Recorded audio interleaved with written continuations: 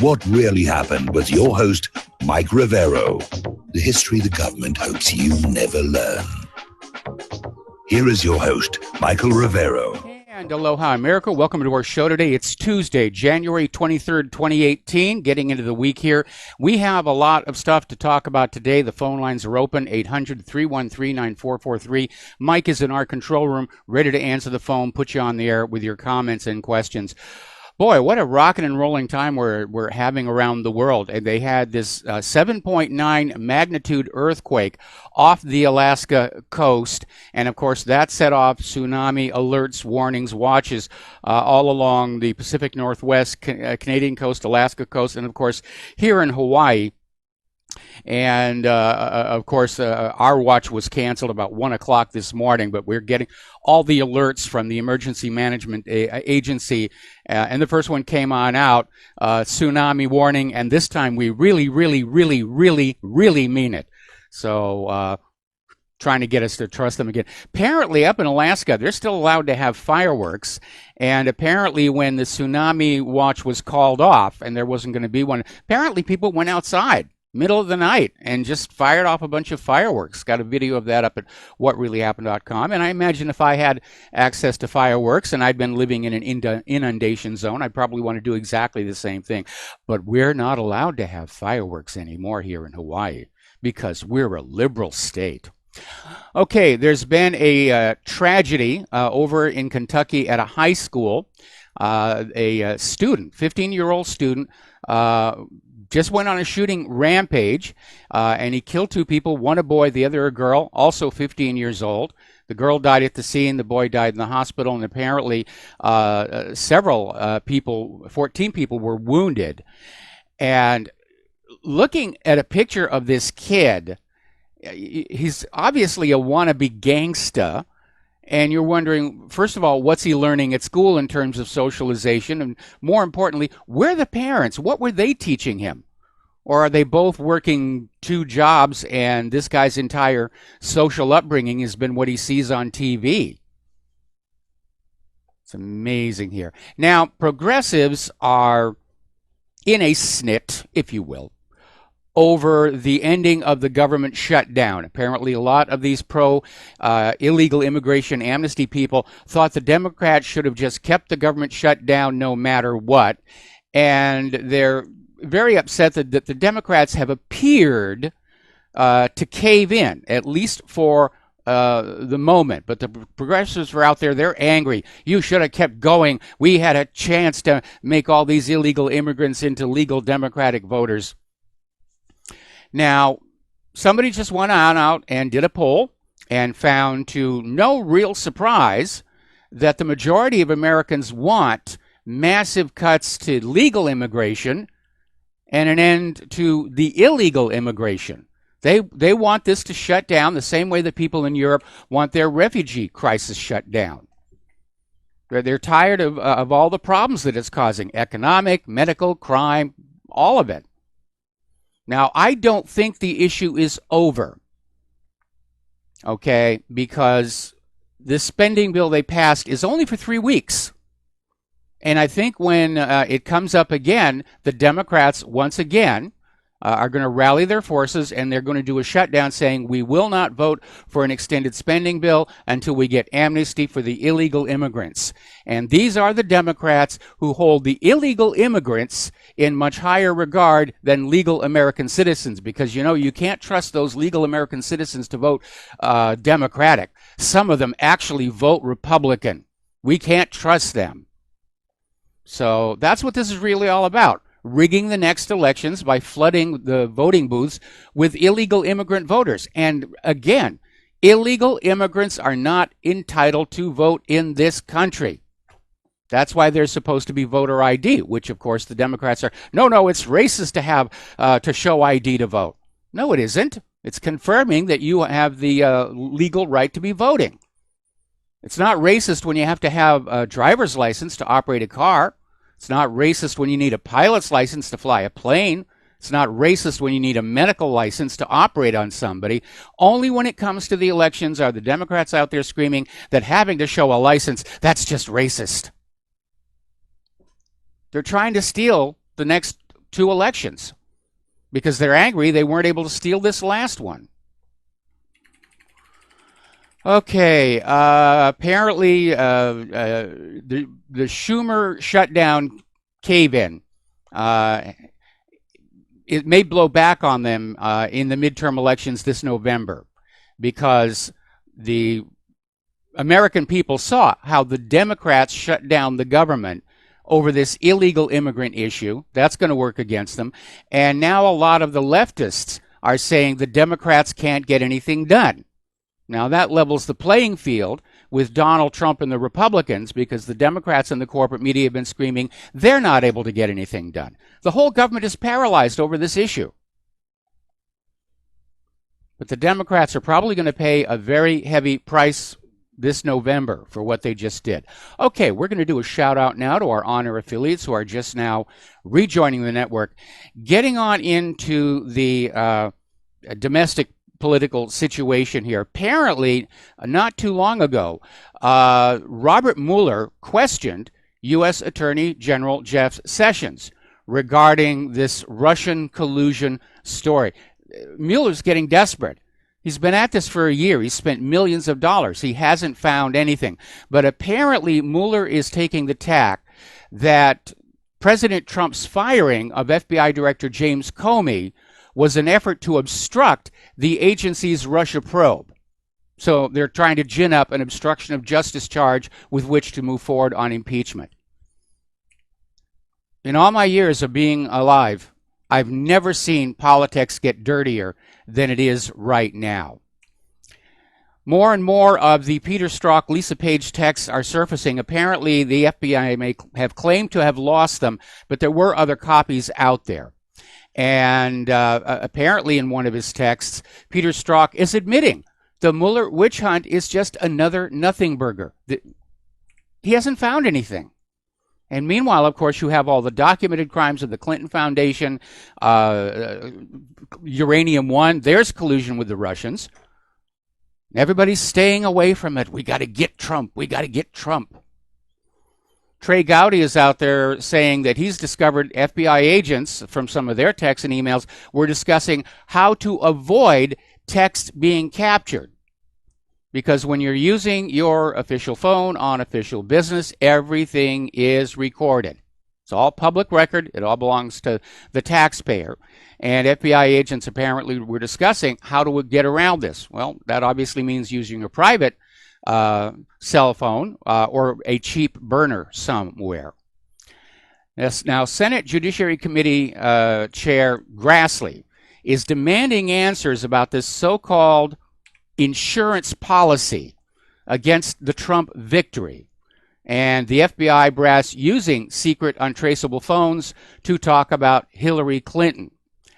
And apparently Fox News has published now a portion of the approximately 10,000 text messages sent between FBI agent Peter Strzok and lawyer Lisa Page. And among the messages is the one talking about this insurance policy. And the story is that right after Donald Trump won the election, some of the top FBI brass got together and formed this little team to basically find a way to get Trump out of power. Because, as we're finding out now from the investigations into the investigations, the FBI is dirty, the Department of Justice is dirty, the Clinton Foundation was certainly dirty. They're all concerned about losing their jobs. They were all counting on Hillary Clinton being the next president and keeping the lid on all the crime and corruption. So, apparently there was this secret society. And we remember what John F. Kennedy said about secret societies. And they were meeting inside the FBI. And they started the day after the election. Now, everybody is still fighting back and forth over this FISA memo. And there's been a bogus memo put on out. Somebody has recycled another memo about FISA from April of last year, and they're showing that around and saying it's being leaked. No, that's not it. The memo under contention is still under wraps, and they're fighting back and forth about it. And, this memo was compiled by House Intelligence Committee Chairman Devin Nunes and fellow Republicans, and it claims that senior federal officials abused a secret surveillance system commonly known as FISA. Not that it's all that secret, of course. And they did it to target and undermine the Trump campaign. So what we have here are the Department of Justice and the FBI working to undermine first candidate Trump and then President Trump. I don't know if that meets the legal definition of treason, but it's certainly an internal coup d'etat taking place. Now, Jeff Sessions is saying that they will leave no stone unturned to find the FBI agents' missing text messages, although the word is around that, yeah, there are copies of them. Apparently, the Inspector General had a copy of them as well. But Sessions is out there talking tough about it. And again, what the FBI claims to have lost them. All right, let's take a phone call. Kevin in West Virginia, aloha. Welcome to the show. What's on your mind? Hey, Mr. Mike, how are you doing today? Doing fine. I guess you're aware that the congressional memo was released today. And it's also on the DNI website, Director of National Intelligence website. I actually had not heard that. I missed that. Where is it located again? DNI, the Director of National Intelligence website, I guess is dni.org. Okay, I'll have to take a look at that. It was released earlier today it through says Alex Jones. The domain DNI.org may be for sale by its owner, so obviously, all right, I'll have to hunt it down over the commercial break. Okay, yeah, it's I don't know who the Director of National Intelligence is at the top of my head, but it was obviously was declassified today by Trump and pushed out by the Director of National Intelligence today, and was released. Like I said earlier, I'm guessing around 1 o'clock Eastern time today. Okay. Maybe. I'm not. Not seeing it. I'm not seeing it in a Google search. It's saying the memo may be released by Nunes. That's 2 hours ago. I'm not seeing that it's actually out yet. It's released. Bill Binney had a copy of it too. Well, if that's the memo that he shared with Alex Jones, then I'm kind of wondering what the fuss was all about, because we know that FISA has been abusing the system to spy on American citizens, and at least the version that was over on Alex Jones' website, I didn't think it was that big a deal. So it begs the question, what were they fighting over? And have they decided to do a limited hangout by releasing a memo but not the memo? Because the way they were fighting over it back and forth, you would have thought that it would have been the scandal of all scandals buried in there. And I have a copy of that.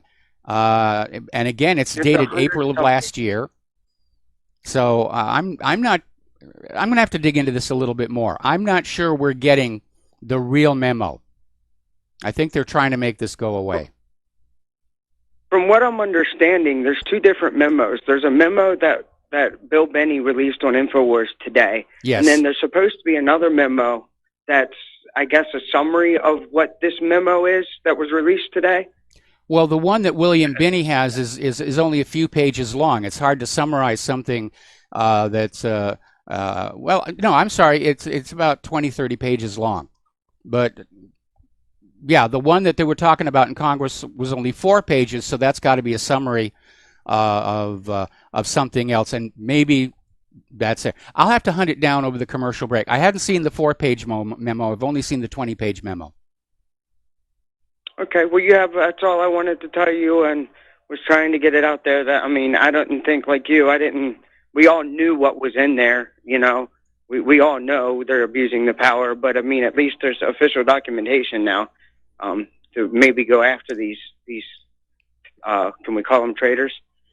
Well, definitely they're abusers of the system. They're violating the Constitution, and that's what treason. But definitely unconstitutional, exceeding authority, abuse of power, and a coup d'etat against the President of the United States of America. Well, you have a great day, sir, and I hope Claire's feeling so much better it's not even funny that she will be on the air Friday. And I love you guys, and you guys have a great day.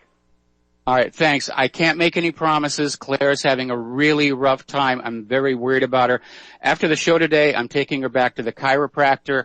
We're trying to find another doctor who will take Medicare patients so we can get her some pain medication because the over-the-counter stuff isn't do it.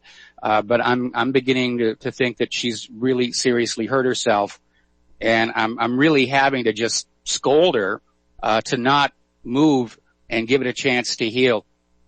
She thinks she's tougher than this is, and she's not.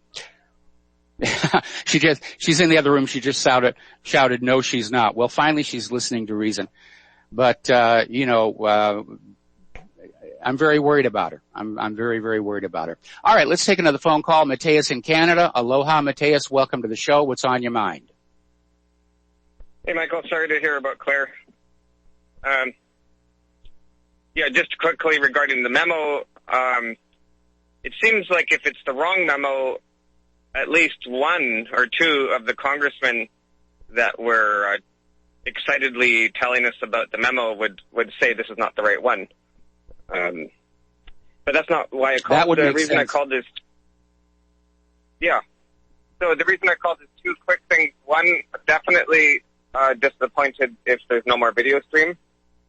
And if you haven't 100% made up your mind about that, please consider that there's a lot of us that would really feel cut off and disappointed to lose that personal connection to your show. And Okay. The other thing is regarding your Bitcoin, that you can receive donations from Bitcoin on your website. Yes. Regarding that topic. Okay, so you won't have much success with receiving Bitcoin specifically because the transaction fees are anywhere from $15 to $50. So it would cost somebody on average right now $20 to send you a $5 donation. Bitcoin is used like a gold brick. It's a store of value, but it's not practical. So I'll just recommend one that you yourself mentioned a couple of days ago. You had a story about somebody who got rich from Dash, which is Yes. a cryptocurrency called Dash. So because you mentioned it, I'll just say I agree with you. That's an interesting one. The last time I used Dash, it cost me 0.00001 Canadian cent to send $100. Yeah. So if you were to change it to accepting Dash, then you would probably get 10 times more donations. And that's everything. I'll get off the phone and have a great day. Hope Claire gets well soon. All right. I thank you very much for the kind thoughts here. And I'm looking, and there was still a problem with the stream. There should be a comment up there that with a link that goes to YouTube. See, the problem is when I'm actually doing the show, I can't debug the code. And that's what's making this very, very difficult. So let's do that. I'll get this working. I've got a lot of stuff fixed on the site today. Chat's working again, and so all kinds of stuff is finally getting fixed. But I will get the video stream back up and running. And the YouTube link in the right menu now goes to the correct archive page for these YouTube videos that we are now making. Alrighty, getting on back to the news here. Interesting little story. Oh, it's time for a commercial. We'll be right back. Aloha, America. Welcome back to the show here. And yeah, I'm afraid we're still not getting the live stream link. It's probably a coding problem on my end. But I got to tell you, navigating around YouTube is very difficult if you're trying to do something other than watch videos. For one thing, every other button you hit just gives you a page of, oh, wouldn't you like to look at this? Okay, all right, getting on back to the story. I'm still not seeing that the 4-page memo has actually been released, but if it's a summary of the one from last April, again, for those of us who've been paying attention, we know it's been going on. I'm sure it's going to be shocking to the American people who really still believe that we have an honest and ethical and well-behaved government. Okay, story coming out of the Gateway Pundit. Apparently, additional text messages sent and received by Peter Strzok were recently handed over to Congress. And apparently, there's an exchange between Strzok and Lisa Page about how hackers likely obtained an email exchange between then President Barack Obama and Hillary Clinton. And apparently, this leak of sensitive information was covered up by the FBI after the incident was removed from Comey's closing statement on Clinton's email investigation. So the FBI knew that because of the poor security around Hillary's email, that sensitive information had come on out. Now, at this point, the FBI's reputation is pretty much in the Al-Qaeda. And over at Zero Hedge, they have an article saying destroying and suppressing evidence is FBI standard procedure, and yes, it is. What they'll do is declare a high-level investigation. They'll get together the evidence. They'll come up with a cover story. They'll keep the evidence that supports the desired outcome, and they'll destroy the rest. Happens all the time. Remember when they destroyed the interview notes with Lee Harvey Oswald? So that's what the FBI is really all about. And if you're not sure about what's going on, in the permanent articles index at the top of my page in that little gray box under my smiling face, there's an item called COINTELPRO, which if you're my age, you will remember this scandal from the 1960s. So you might want to look at that page. Now, Representative Ron DeSantis is saying, I don't believe the FBI. Phone, text messages just don't disappear in a glitch. And he's absolutely right. What about the backup tapes? What about the NSA? Story coming out of Sputnik News. Both the National Security Agency and the FBI have recently failed to comply with orders to preserve specific data, with one body claiming it didn't have enough storage to follow through, and the other saying the trove was accidentally erased. Well, come on, people. You can buy a shirt pocket terabyte drive for just a few bucks these days. So don't give me this idea that you are out of storage. It was the same excuse they had over when the Climate Gate first exploded out of Hadley Climate Research Unit, and other climatologists were saying, let us look at the raw data. And Hadley said, oh, we didn't keep the raw data. We didn't have enough room on the computers. Just take our word for it. Humans are warming the earth. You're all going to die unless you give Al Gore money. So William Binney was apparently being interviewed on Sputnik Radio and said that the fact that both the NSA and the FBI got rid of data they'd been specifically asked to retain shows that the information was deliberately deleted, since the hardware would also have to be tossed. That's not necessarily true. You can overwrite the disk. There's even a mil-spec version of that, of overwriting the disk here. So Binney's a little off on that one. Well, Russiagate is now exploding on everybody, and part of it's going to be tied into that memo, the FISA memo, when it finally comes on out, and the latest is it may come on out later today. But again, there's nothing there. And all the people who were involved in trying to promote this story have been found to have been behaving illegally, outside their authority, unethically. This was an attempt at a coup d'etat against a sitting president of the United States of America. Now, whether you like Trump or not, and I will admit I like him a lot less than the day he won his election. He is the president. He was elected by the people. And we cannot tolerate this idea of a coup d'etat, or for that matter, an assassination. That's not what America is about. And we know the people trying the coup d'etat, they're not doing it for noble purposes. They're not doing it for the benefit of the people or the good of the nation. They're doing it out of personal greed and a desire to not go to jail for the crimes they've been committing for the last 30 years. That's what's going on here. They're willing to wreck the country to evade justice. We're going to take another break for commercials, and we'll be right back. Okay, welcome back to our show, and as it turns out, the memo that has been released is the original 100-page memo from last year. So the 4-page memo that's been circulating around Congress does not appear to be out yet, although that may be imminent according to what I'm seeing on the various news services. All right, now getting on back to the news here.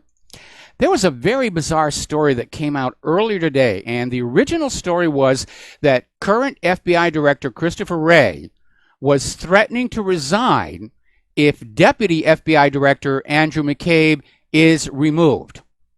And everybody's out there saying, what's going on? Major upset in the FBI. However, the White House has issued a statement saying that did not happen, that Christopher Wray has not threatened to resign. Interesting indications of some back-channel turmoil here. Now, here's a story basically to remind you that all of this skullduggery and this unconstitutional spying on Americans has actually been going on for a very long time. Back in 2004, the New York Times, 2 reporters, learned that George W. Bush was secretly wiretapping Americans and collecting their phone and email records. The reporters wanted to publish the story, but the New York Times management was basically lobbied by the administration to hold off on the story based on the idea that this was classified material and it had to be protected. But the story finally did run after Bush won his second term. After that, apparently, it wasn't unclassified. So there we are. Now, the other day, in fact, it was yesterday, we were talking about Marcia Ann Bosley. She was the head housekeeper at the governor's mansion under then-Governor Bill Clinton. And she was mysteriously let go in 1985. No explanation given. And she had no family. She was single. It was assumed that she had left the area for other opportunities, and that was the end of the story. However, they have now found and identified her body in a shallow grave in Arkansas, wrapped in plastic, and they've discovered she was pregnant at the time of death. And here's the part that's really going to get interesting. Apparently, she was so well wrapped, the DNA has been preserved of the fetus. And forensic examiners are saying they're going to be able to find out who the father was. That will be very interesting to come on out there. They have legitimate grounds to compel a DNA sample from Bill Clinton, and that would certainly help little Danny Williams in his situation. Okay, let's talk about the war zones, because there is a lot going on. And let me preface it by saying, those of you who've been following me for a while know that my home overlooks Pearl Harbor and the air base beyond it. And normally I make a point of not talking about what goes on down there for the obvious reasons here. But today I feel compelled to mention there's been a lot of heavy military aviation overhead all morning long. Transport planes taking off. In fact, there goes another one right now. And I note that Pearl Harbor is almost completely empty. There's a couple of underway replenishment ships. And I think one Aegis cruiser is still down there. But it's an empty place. So something may be getting ready to happen over in the Western Pacific. But let's start with Syria, because that's where the action is. And apparently Syrian Kurdish forces have launched a powerful counterattack against Turkey. And Turkey was obviously hoping for a quick victory in Afrin. The Kurds have got another idea about that. So this situation is rapidly heating up. And story out of Sputnik News says that Turkey's presence in Afrin shows that the complex Syrian conflict is nowhere near ending. And of course, that suits the United States just fine. So right now, the U.S. is in this very odd position of it's like being a juggler.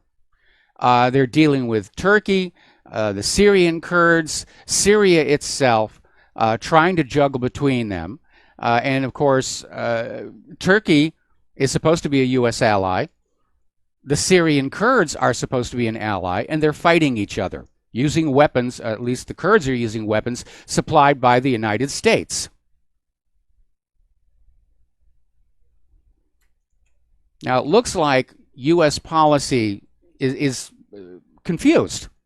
It lacks focus. There's a story out of Russia today basically saying that U.S. Secretary of State Rex Tillerson is flailing as Washington struggles to avoid being completely shut out of Syria by its own allies, following a crisis that the U.S. provoked just days ago with that border force. Now, there's been an attack on a hotel in Kabul, Afghanistan. At least 30 people killed, including Ukrainians, Kazakhs, and apparently some Americans as well. So Afghanistan is also heating up. Story coming out of FARS News. The U.S. seeks continued conflicts. Well, yes. The U.S., for one thing, is in the business of manufacturing and selling weapons all over the world. The more war, the more money. Isn't it going to be cool here? So the top military aide to the Iranian Supreme Leader, Major General Yahya Rahim Safavi, is warning of the U.S. provocative acts in the region, especially Syria, adding that Washington seeks to keep the regional conflicts alive. And then Iran shoots its own credibility down by beginning a military exercise in the strategic Strait of Hormuz.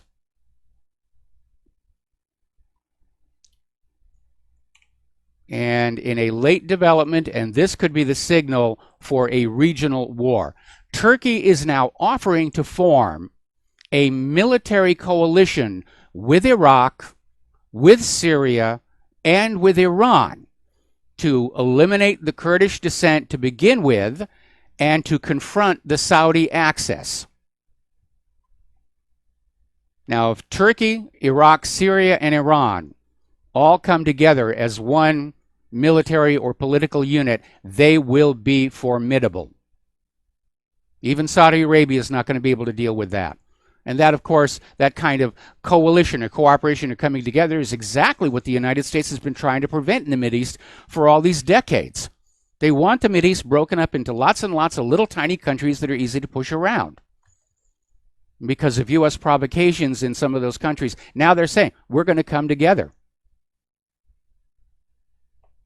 Just like following Neville Chamberlain's failure of peace in our time, the rest of the world came together against Japan, fascist Italy, and Nazi Germany. It's starting to happen. And not satisfied with all the bloodshed, apparently now Trump is menacing Pakistan.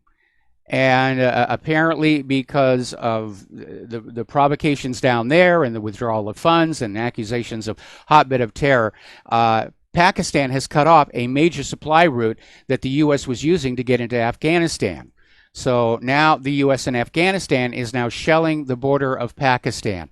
This thing is spiraling completely out of control.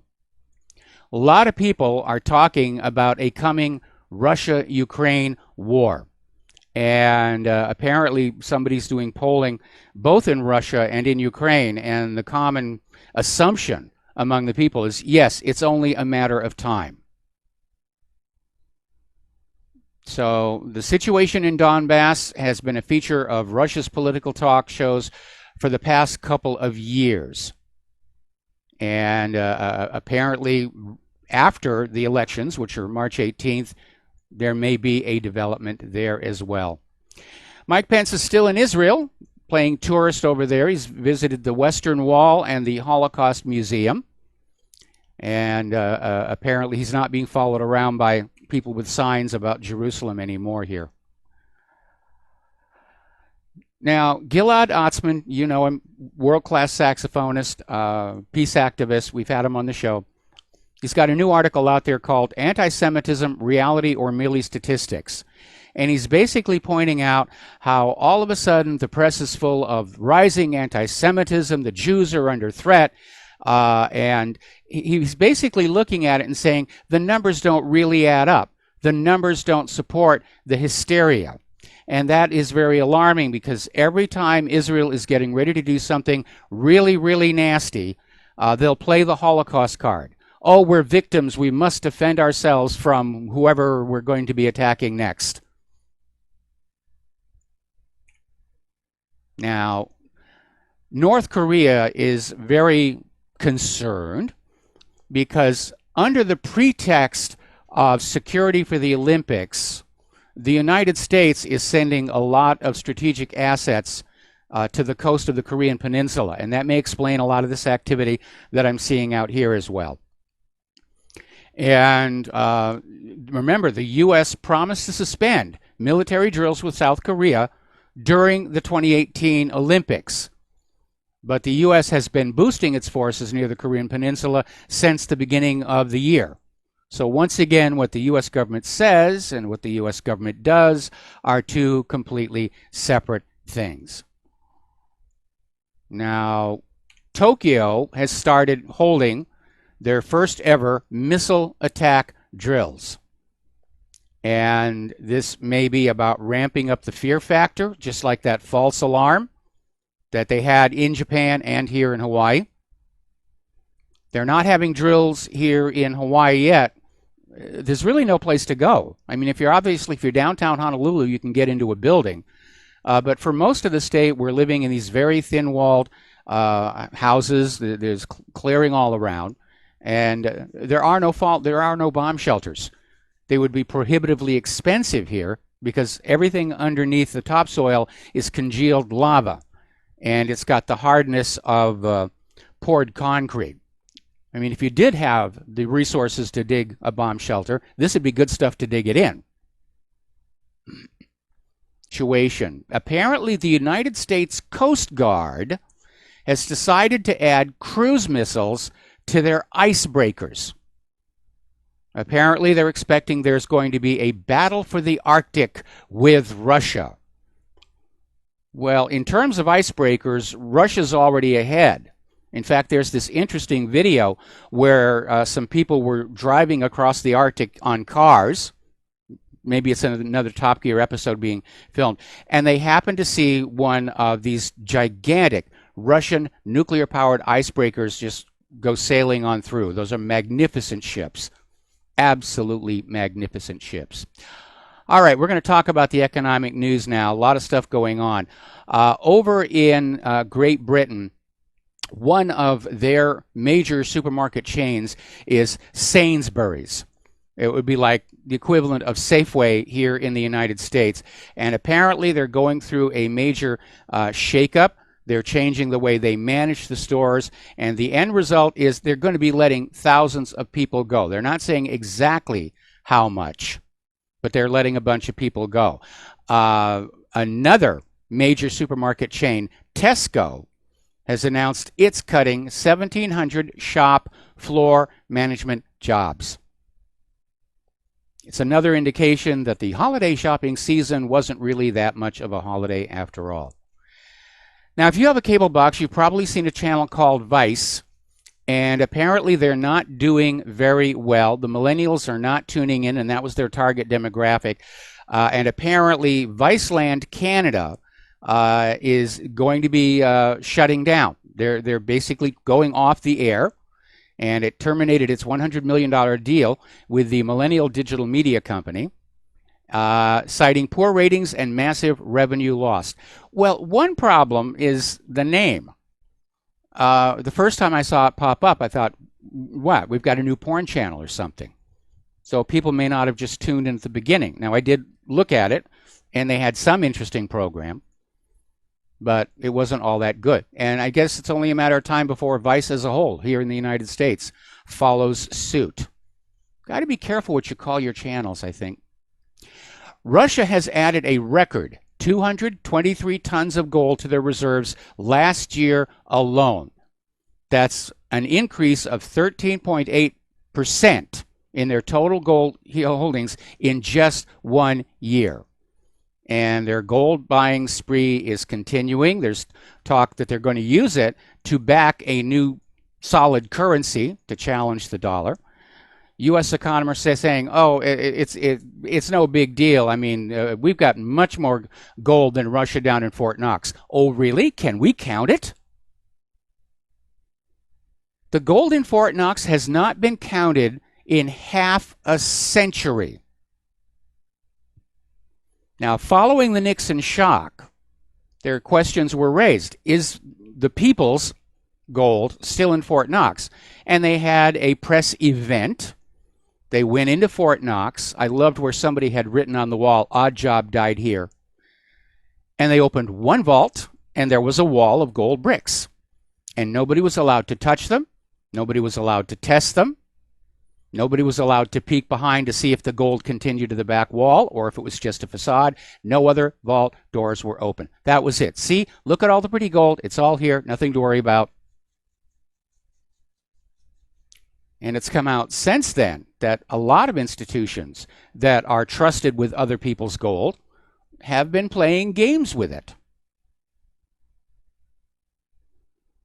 Now, apparently the retail apocalypse is now hitting the banking sector because, well, partly going to a bank is less and less necessary in this age of rapid technology and plastic cards.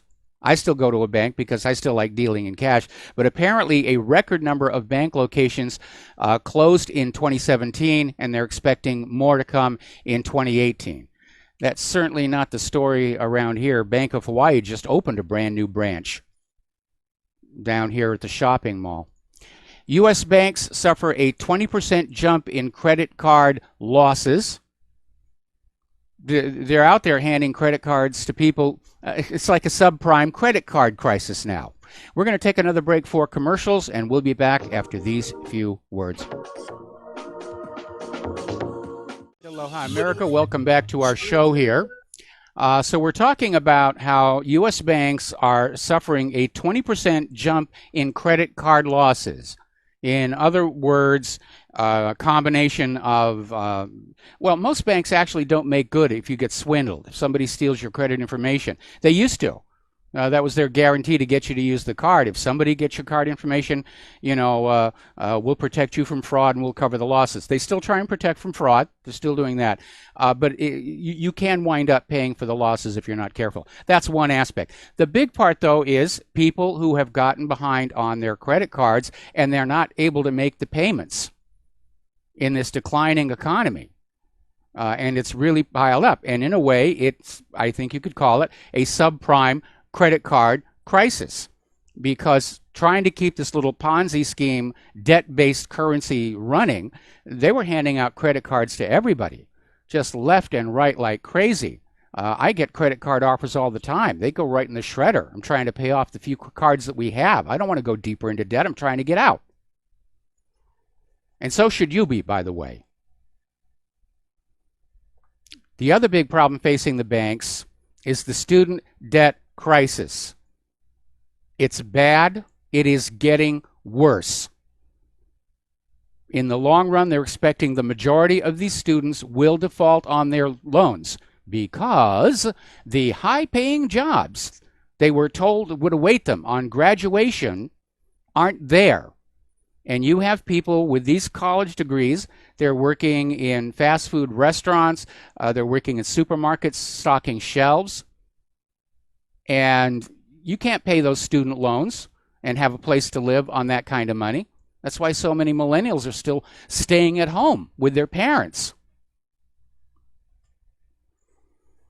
Now, out in California, which is already dealing with its own fiscal crisis, for some reason the state payroll increased by $1 billion last year, twice as fast as the year before that. Either a lot of people are getting some really generous raises or they're hiring a lot of people, probably the latter, to deal with the illegal immigrants and all the other problems there. Now, here's a good story, and this is something that people ought to be thinking about in their own community. Over in Denver, starting back in 2016, late 2016, Denver Human Services started hiring the homeless to shovel mulch and other day labor. And the good news is they did such a good job, they wound up finding real employment. Just getting on out there and being seen to work and work hard, they were able to get real jobs. They're not homeless anymore. It's a great idea. And we could probably do some more of that. And as a matter of fact, the city of Fort Worth has gone along. They're paying homeless people to pick up trash to clean up the city and turn their lives around. They're getting $10 an hour. All right, we're going to take a break for station identification, and we will be right back. Aloha, America. Welcome back to our show, hour number 2. The phone lines are open, 800-313-9443, and we're going to take up a phone call, starting with Herman in Georgia. Aloha, Herman. Welcome to the show. What's on your mind? How you doing, Mike? Doing good. Oh, great. About last mid-May or early June, a caller made mention about Comet Shoemaker Levy 9. Do you remember? Comet Shoemaker Levy 9 was a long, long time ago. Claire and I were still living in North Hollywood when that happened. Yes, and the caller, and you made mention of that, and the caller was saying then that President Trump would recognize Jerusalem as the capital. But you quickly cut me off before I could give my guess on the next series of events. Well, go ahead and give us another guess. Oh, okay. The halfway point is about 13 or 14 months away. That's that 7-year period, depending on when the barley crop in Israel is found to be ripe enough for the first fruit offering after the 12th month. Okay, now I remember why I said goodbye the last time. Okay, thanks enough. Bye-bye. You remember. I remember. All right, we're going to go to Dave in Hungary. Aloha, Dave. Welcome to the show. What's on your mind? Hey, Mike. Hey. I'd like to get some commentary and analysis from you and any members of the listening audience who are so inclined on how the president might use the current government shutdown to his advantage. Donald Trump has been subjected to a steady rain of grenades from every point on the political compass ever since he announced his candidacy. Yes. And he's become very adept at pulling the pins and throwing them back at great tactical advantage. I'm thinking there are legions of overpaid and basically parasitic government employees at agencies like Department of Education, miseducation as it might be, IRS, and that nest of IRS is not part. IRS is not part of the government. IRS is a private corporation. Oh, God help us! But in any case, there is a lot of fat that can be trimmed. And I'm wondering whether some mechanism might be put together by any capable staffers Trump has for carrying over the government shutdown in ways that could be used to debride the government agencies of parasitic hangers-on and thus save a lot of money. It seems that there should be some mechanism, and I recall Reagan had successfully done actions like that, albeit at a lower level than I think Trump needs to. I'd just like to get some commentary from the listeners and from you as to whether that might be possible. That would save an awful lot of money. Part of the problem is twofold. One, there are very powerful unions for government workers, public workers, and they carry huge voting blocks. You don't want to annoy them. The other one is that because of those unions, it's actually very difficult to fire a government worker. I mean, they have to do something really horrible to get fired. I mean, these days, if they sexually harass somebody of the opposite sex, they can be let go, but that's the exception that proves the rule. We're constantly hearing stories about people who do incredibly stupid things and they keep their jobs, like the guy down here who we are told accidentally sounded that missile alert. He was reassigned, but he kept his job. Oh, I'm aware of that. I was government functionary myself for a while, DOD. Okay. So I know how difficult it is to get rid of unproductive labor.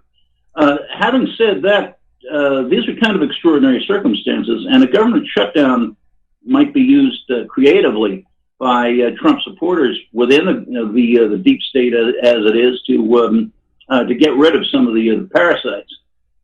Well, here's the issue. First of all, the government shutdown is now over. We may have another one in 3 weeks' time. And just because the government is shut down doesn't mean that the rules have stopped applying. The rules and laws are still the rules and laws. In order to just sweepingly fire a bunch of people, Trump would have to declare literally a national emergency and suspend all the labor rules and so forth. And I don't think that would be a wise and prudent thing to do. I agree. Unfortunately, it calls to mind that ludicrous comment made by Senator appropriately named Jeff Flake, comparing Trump to Stalin. And I don't think we've seen the bad Trump yet. We've seen a blustering guy who's kind of clownish, but underneath that clownish exterior, I really think we've got a man of steel. At least I hope we do. And I'm thinking that he might privately let some of the people down the chain of command know that, hey, especially Flake, you want to see Stalin? I'll show you Stalin. I think Trump could probably pull this off. Well, I disagree, because Stalin was surrounded by people who thought the same way that he did. That's why he was able to do what he did. Same thing with Adolf Hitler. Adolf Hitler could not have done everything all by himself. He had to be surrounded by people who agreed with him, agreed with the agenda, agreed with the philosophy, and were willing to do what the Fuhrer said. Trump doesn't have that. He is surrounded by enemies, much like John F. Kennedy was. And he's meeting bureaucratic resistance on virtually everything. I'm in agreement with you. He needs to put on his president. I mean, if you know the background that led up to conversion of a large tract of Baltic swampland into a functional ocean port, he really had to clean house, and he was considered one of Russia's enlightened rulers. Trump could do it. I believe Trump could do it if he really wanted to, but whether he has the willpower to do it or not remains to be seen. Anyway, that's just off the top of my head, and I'd be interested to see if there's any concurrence by folks in the listening audience. I'll let you go. Listen, I love your sword, but aren't you afraid that Conan is going to come and repossess it? No, I don't think so. First of all, this one's just a wall decoration.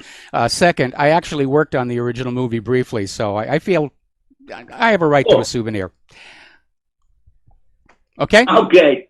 All right, Mike. Thanks. All right, thanks an awful lot. And before we take our next call, I think pretty much everybody listening to the show is going to be in agreement. The government is bloated. It's feather-bedded. It's full of nepets. And, of course, managers in government love to have larger staffs because it makes them look more important. And so government unrestrained grows like a cancer, and this one really has. We're going to do a shout out to our honor affiliates just now rejoining the network. We're going to go back to the phones here. Charlie in Los Angeles, aloha. Welcome to the show. What's on your mind? Yeah, government employees. You do remember the postal shootings? Oh, yes. Okay. They abruptly stopped because they basically came in and said you can't fire people anymore. Most of those shootings were revenge shootings, politics in the upper management, deciding who's going to get fired and who's not. So if you want to know why you pretty much, once you're in the government after 7 or 8 years, it's almost impossible to get fired. Trump can't fire anybody no matter what you think he can do. It's because of the postal shootings. Nobody locks and loads faster than a government worker expecting his pension and then getting fired. Okay, thank you for taking my call. Okay, well, that's an interesting way of putting it. I think the process of immunizing government workers from being fired was actually much more drawn out and had multiple sources. The postal shootings, what I was hearing was the post office had brought in a bunch of efficiency experts who were just micromanaging these workers, telling them how to turn the wrist when they put the mail in the mailbox, trying to squeeze an extra second out of them. And it's like in college psych, when you put the rats in the maze and the maze doesn't have a solution, they'll go crazy. And I think that was also part of what was going on back then. All right, so the phone lines are open if you want to call on in. Now, out in California, actually it's all over the West Coast now, one of the earliest burger chains was called In-N-Out Burger, and it's actually turning out to be an interesting place to work because employees can work their way up to $160,000 a year with no degree or previous experience. Now, many years ago, my younger brother worked briefly for In-N-Out at the corporate office. And he said it was a wonderful place to work. It just had this amazing, friendly feel. Everybody was family. I don't know if it's still that way, but it was back when my brother was there as well. And that, I think, embodies what Henry Ford was saying. The best way to become prosperous is to make those around you prosper, because it's a very successful company. Now, the Trans-Pacific Partnership is apparently moving forward without the United States, and Canadian Prime Minister Justin Trudeau and 11 countries, they're starting to work on a new Asia-Pacific Trade Pact, and apparently they're going to hold the signing ceremony in Chile in March. So they've revised the trade agreement without the United States. We'll see what happens on that. Not everybody has benefited from the new tax plan. In fact, Johnson & Johnson posted a rare quarterly loss, a whopping $10 billion with a B, due to a $13 billion charge related to the recent U.S. tax overhaul.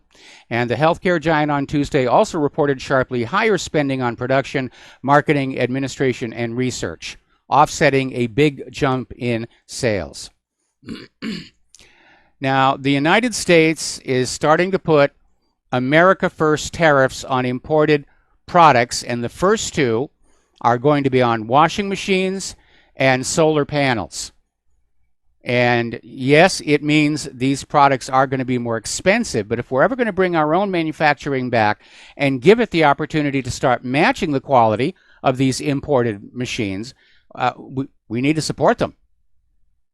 And we need to reverse that trade imbalance. We need the money flowing into the country, not out. Now, China and South Korea, whose manufacturers will be most heavily affected, have criticized the move.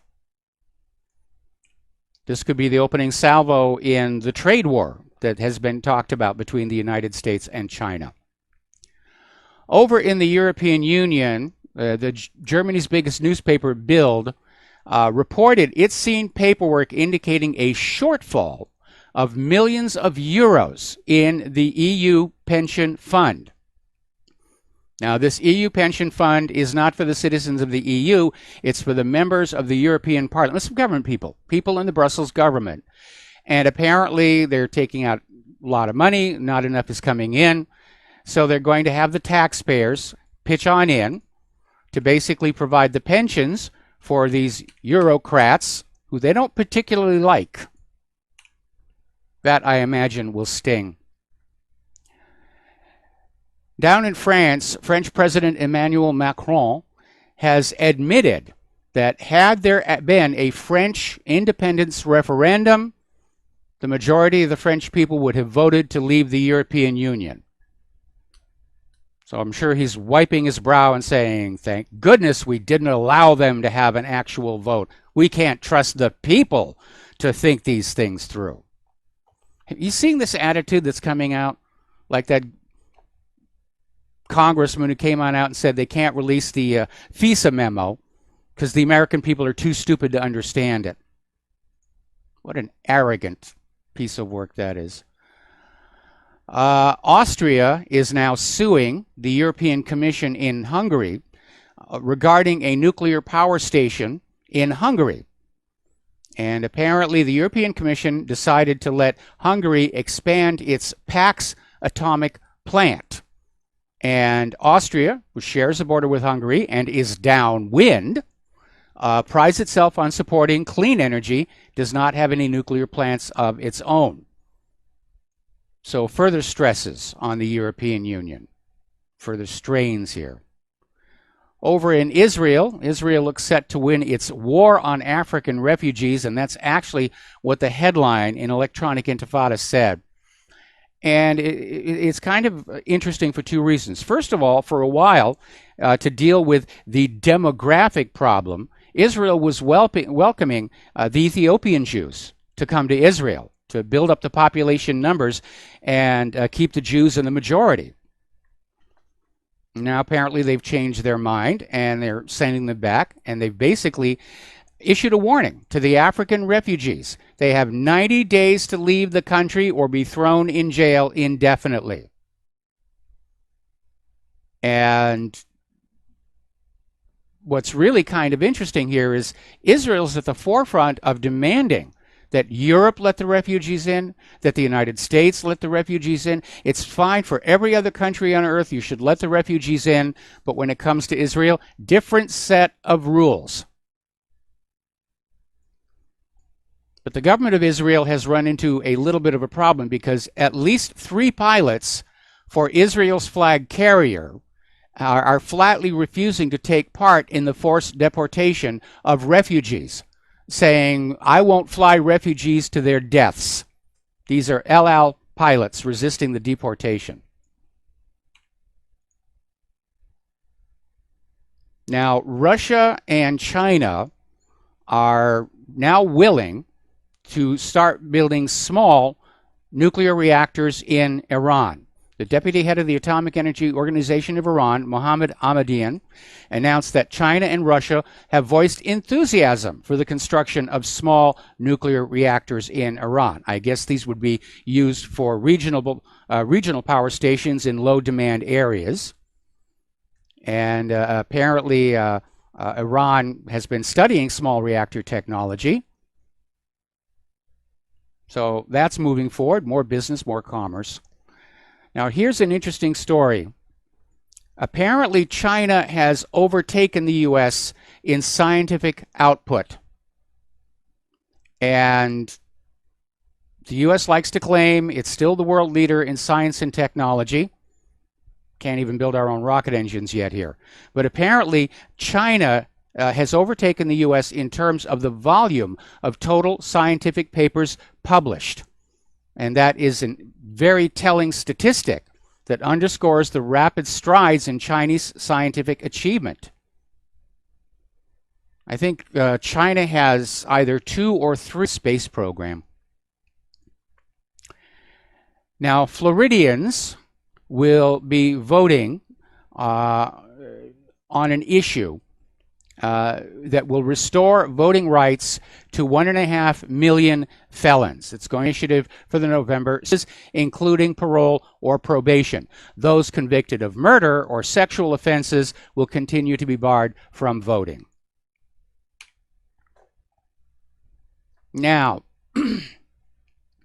new research.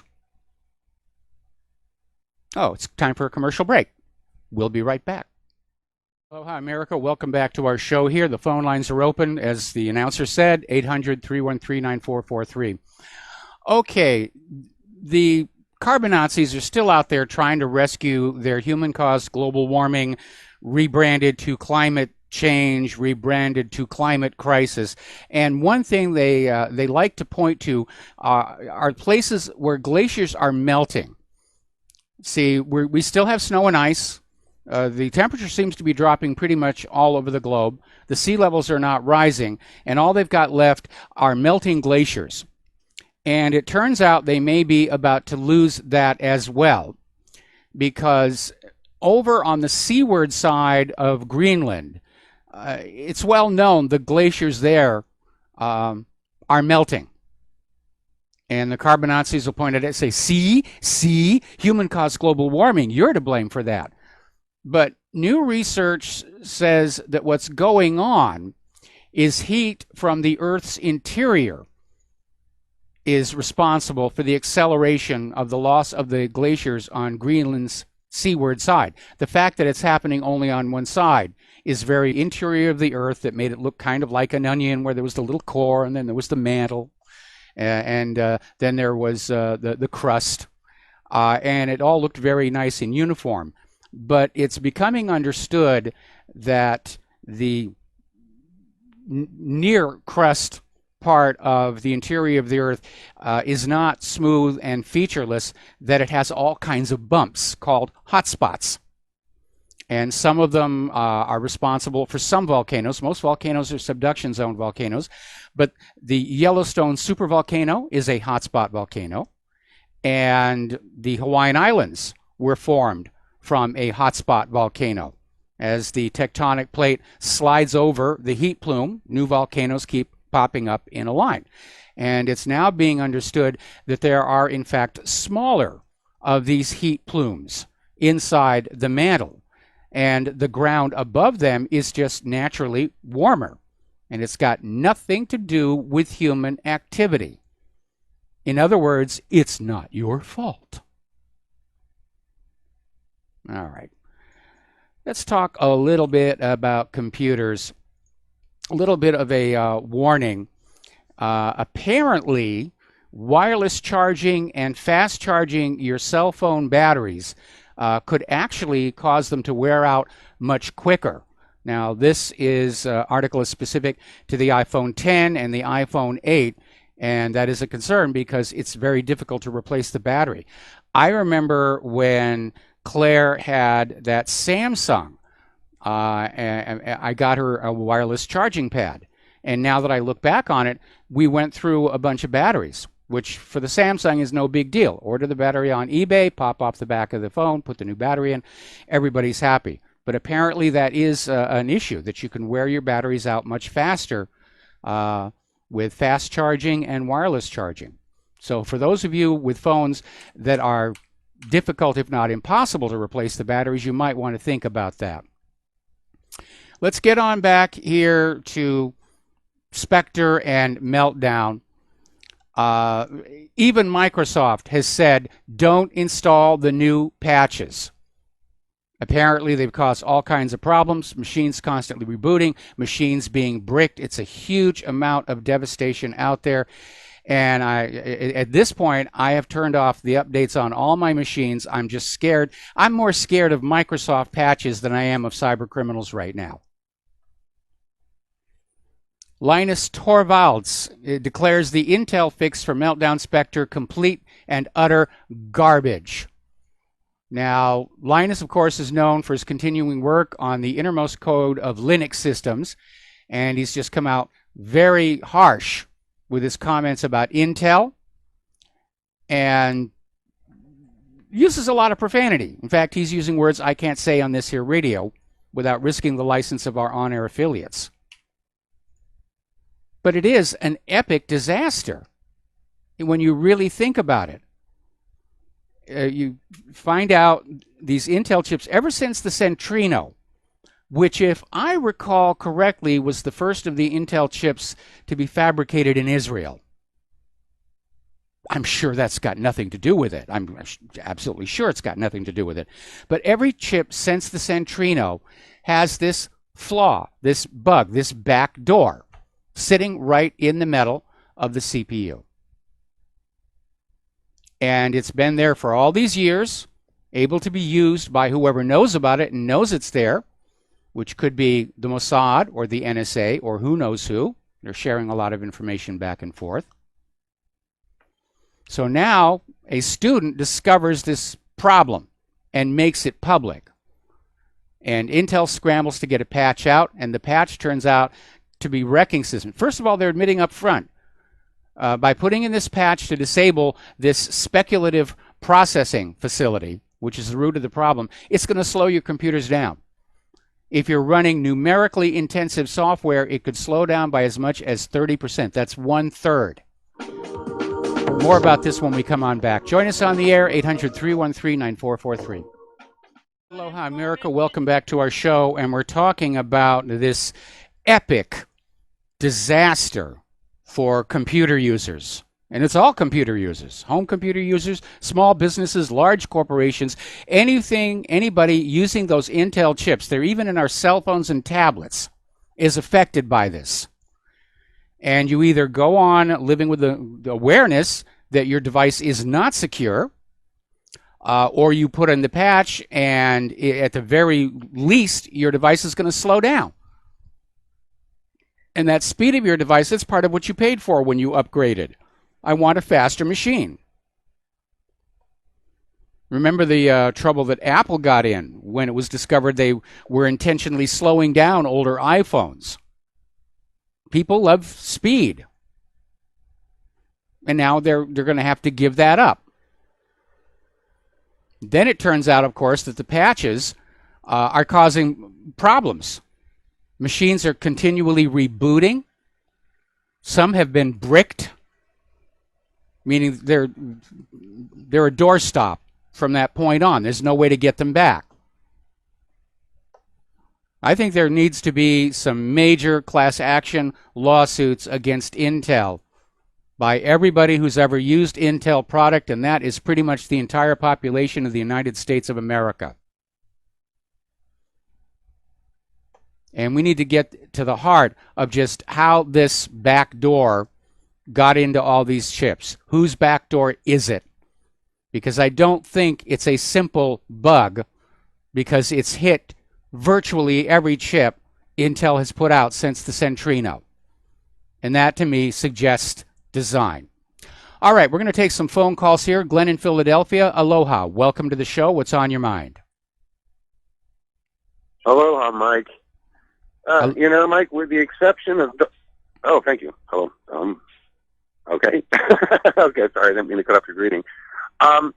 With the exception of dark brown skin, there is precious little similarity between Ethiopian Jews who make Aiea and immigrate legally to Israel and the Somalis who are inundating Europe. Ethiopian Jewry is an ancient recognized sect, and Ethiopian Jews have had the right and been going to Israel for a very long time. Most are, go ahead and get their citizenship quite legally, and they're not causing a lot of crime problems or rapes or female genital mutilation or anything like that. It just seems weird to compare. And if Israel wants to get rid of them, and they're threatening them with jail, if they were to call Israel's bluff on the matter and allow themselves to be jailed, that would, potentially, get Israel in great, very bad trouble with world opinion and the United Nations, though they tend to disregard and scoff at United Nations pronouncements. I really don't, but who knows, with the Saudis at the head of the Human Rights, Commission there, the UN, who knows what response they might get before the UN. So it's all a very muddy matter. But I can actually see them calling Israel's bluff on this. Well, first of all, to be clear, and I may not have been as clear when I was doing the story, the Ethiopian Jews, I think, are exempted from this order. This 90 days get out or else is directed at non-Jewish African refugees who've been pouring into Israel as they have into all the other countries in the region. But it's forced deportation, it's ethnic cleansing, and it's already looking bad in the eyes of the world. Right, exactly. That's the problem with those doggone walls. The airplanes have a tendency to fly right over them. I'm sorry, would you say that again? I said that's the problem with those doggone walls. The airplanes have a tendency to fly right over them. And, bringing people. Yes. Yes, I know what you're saying. The refugees have been getting in. Well, Israel's a country with a wall. everybody always says, sure, won't work. Look at Israel's wall. The first thing they point to. Well, wall, Israel's wall is only along its eastern side to wall off Palestine. Israel is still perfectly open to the ocean, and you're absolutely right. The wall does not prevent aviation from getting in to the airports. Right, exactly. So that's another sticky wicket. But I mean, it'll also be interesting to see what the responses are, because if we're talking about illegal immigrants who've crossed in illegally, the same as here or in Europe, then that certainly changes the complexion of the matter. Well, you need to remember, to the open borders people, refugee and illegal immigrant are not the same thing. And by declaring them all refugees, it makes it okay for them to walk into other countries, even though the other country may have a different idea about it. In the case of the United States, we're not calling the people from Mexico refugees, at least not yet. They may try and do that at some point. But it is a very complex, muddy issue. Right. And given the history of Ethiopia, when Haile Selassie used to let shiploads of grain rot at the docks and not distribute it, they have very more historical claim to, being refugees from oppression than some of the others. But anyway. All right, Mike. Well, thank you. All right. Well, thanks an awful lot here. The idea is the open borders people are trying to play it on up that these people are fleeing oppression. They're fleeing all the wars that the United States has started.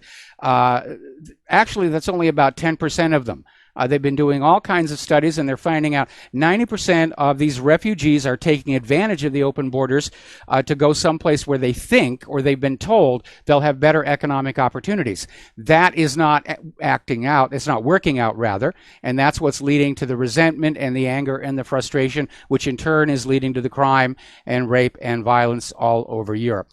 We're going to go back to the phones here. Tom in Indiana, aloha. Welcome to the show. What's on your mind? Would like to wake up the editorial cartoonists out there to, instead of the stars and bars with 5-pointed stars, if they made them 6-pointed stars and made a picture of that, I think that ought to be the new Jewish flag out there. Yeah, it could very well be. I mean, I've seen variations on the theme, on that very theme for a long time. And, just even in the news banners on certain news stories where, like on election night, there was a big stink because one of the networks, it had all of our traditional 5-pointed stars, and then in the background there were a couple of 6-pointed stars, just getting that message out there. And a lot of people were very upset with that. Well, I think it'd be a good political cartoon for somebody to start drawing that. Anyway, aloha. Appreciate your program. Aloha. Thank you very much for the phone call. Our phone lines are open again, 800-313-9443. So let's get on back to this issue about Spectre and Meltdown, because this is, I don't have words to say how bad this is. And however much damage is being caused, you can count on the corporate media to not want to report that. How many people have had their computers shut down or rebooting, or how many people have been hit by this. Because after all, Microsoft is a wonderful advertiser and we can't annoy them. But I wish somebody would do a head count. How many people have been adversely affected by this? Certainly everybody who's downloaded that first round of patches has been adversely affected.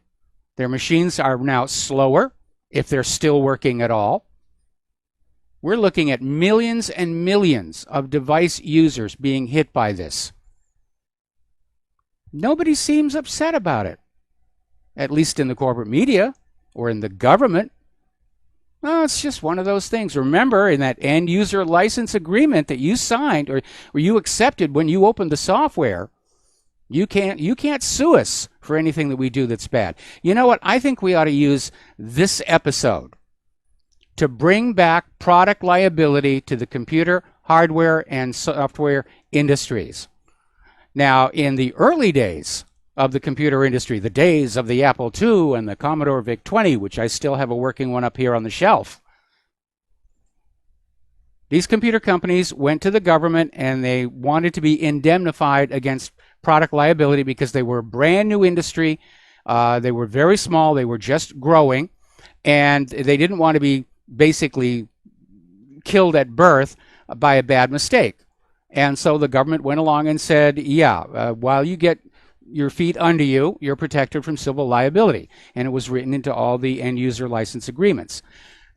Well, that was a long time ago. And computer hardware and software are multi-billion-dollar businesses. And there's no legitimate reason for them to be shielded from product liability. And by shielding them from product liability, you lead to incidents like what we're seeing here. Somebody, if this was not intentional, somebody got sloppy. Somebody just didn't care. This issue has been in every single processor since the Centrino. We need product liability restored so that these corporations will now have an incentive to produce more reliable product. Don't just make it pretty. Don't just change the interface. Actually make it work better for us. I'm opposed to indemnification of the vaccine industry. That's why they've gotten so reckless with their adjuvants, and they're making so many mistakes. They can't get sued for it. That's not a healthy way to run an economy. Yeah, I think this Intel chip issue is a good one to use to call for the ending or the restoration of product liability to this industry. Because there's a heck of a class action lawsuit waiting for Intel.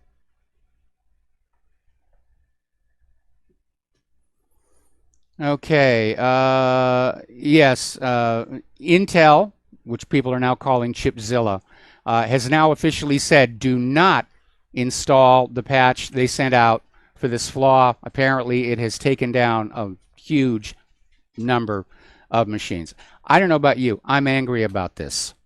I'm angry, first of all, that it happened or was done. Second, that it went on for so many years until somebody outside Intel discovered it and made it public.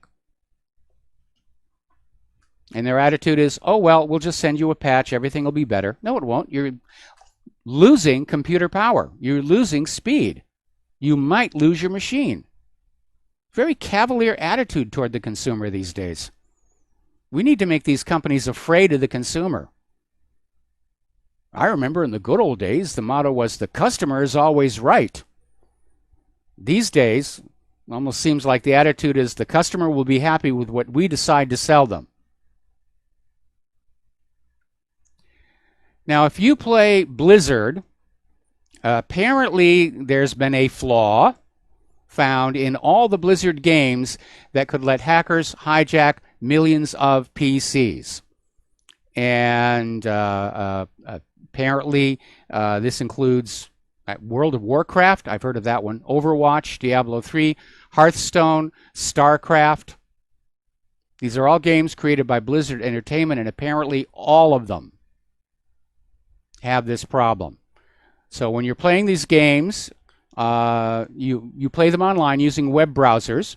You install a game client application called Blizzard Update Agent.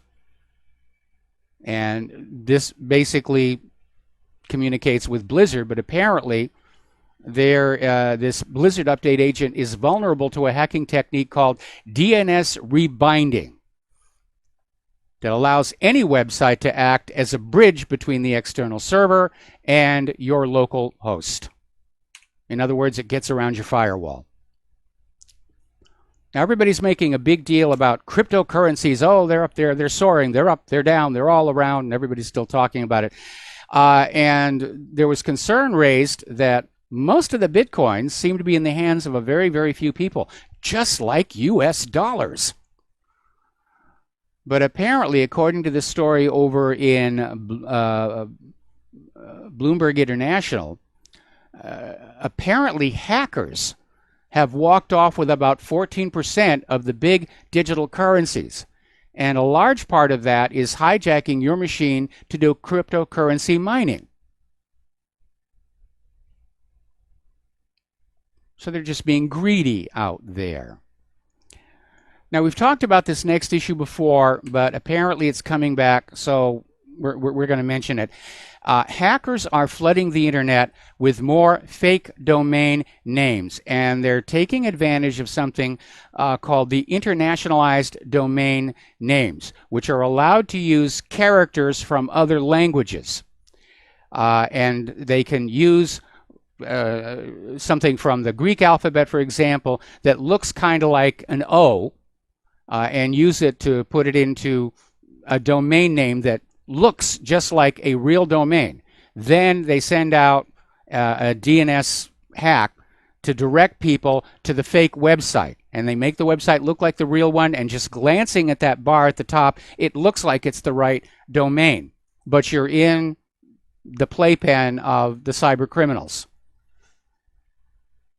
Now, I know on Chrome, there is actually a plugin that you can get that will block internationalized domain names. In other words, if you enter a domain, or if you're directed to a domain that is not written entirely in English, it will block you.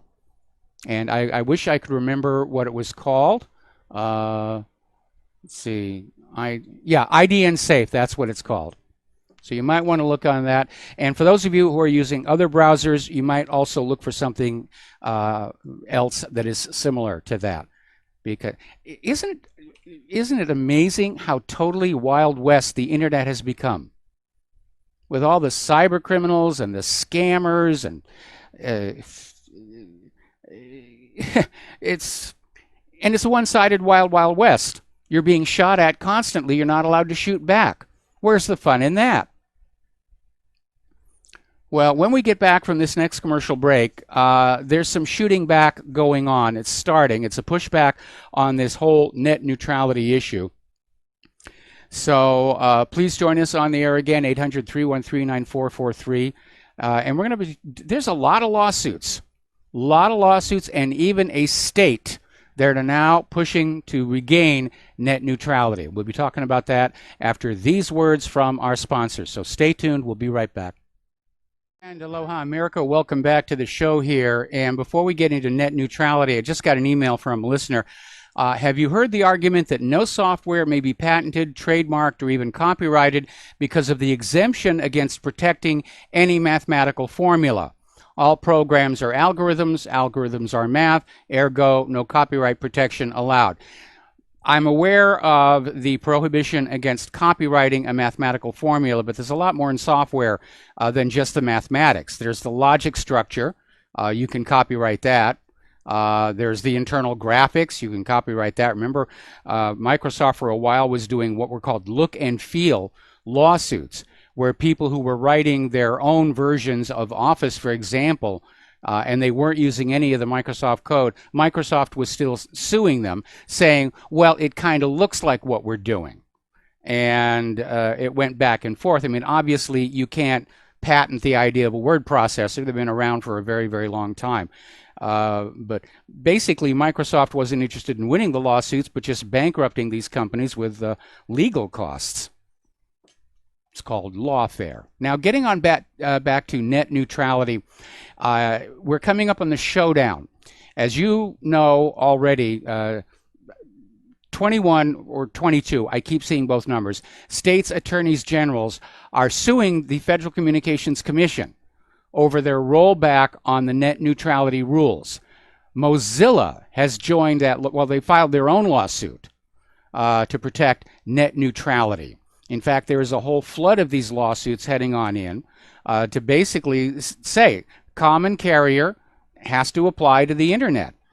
This is not a hobby. This is now a critical part of the nation's infrastructure, and it should not be hijacked by a few large corporations. Now, over in Montana, their governor is taking a stand for net neutrality. And basically, the governor, Steve Bullock, has said Montana will sign contracts only with internet service providers that honor net neutrality. In other words, Don't even think about doing any kind of ISP business in Montana if you're going to go along with giving the rich guys the preferential treatment. So,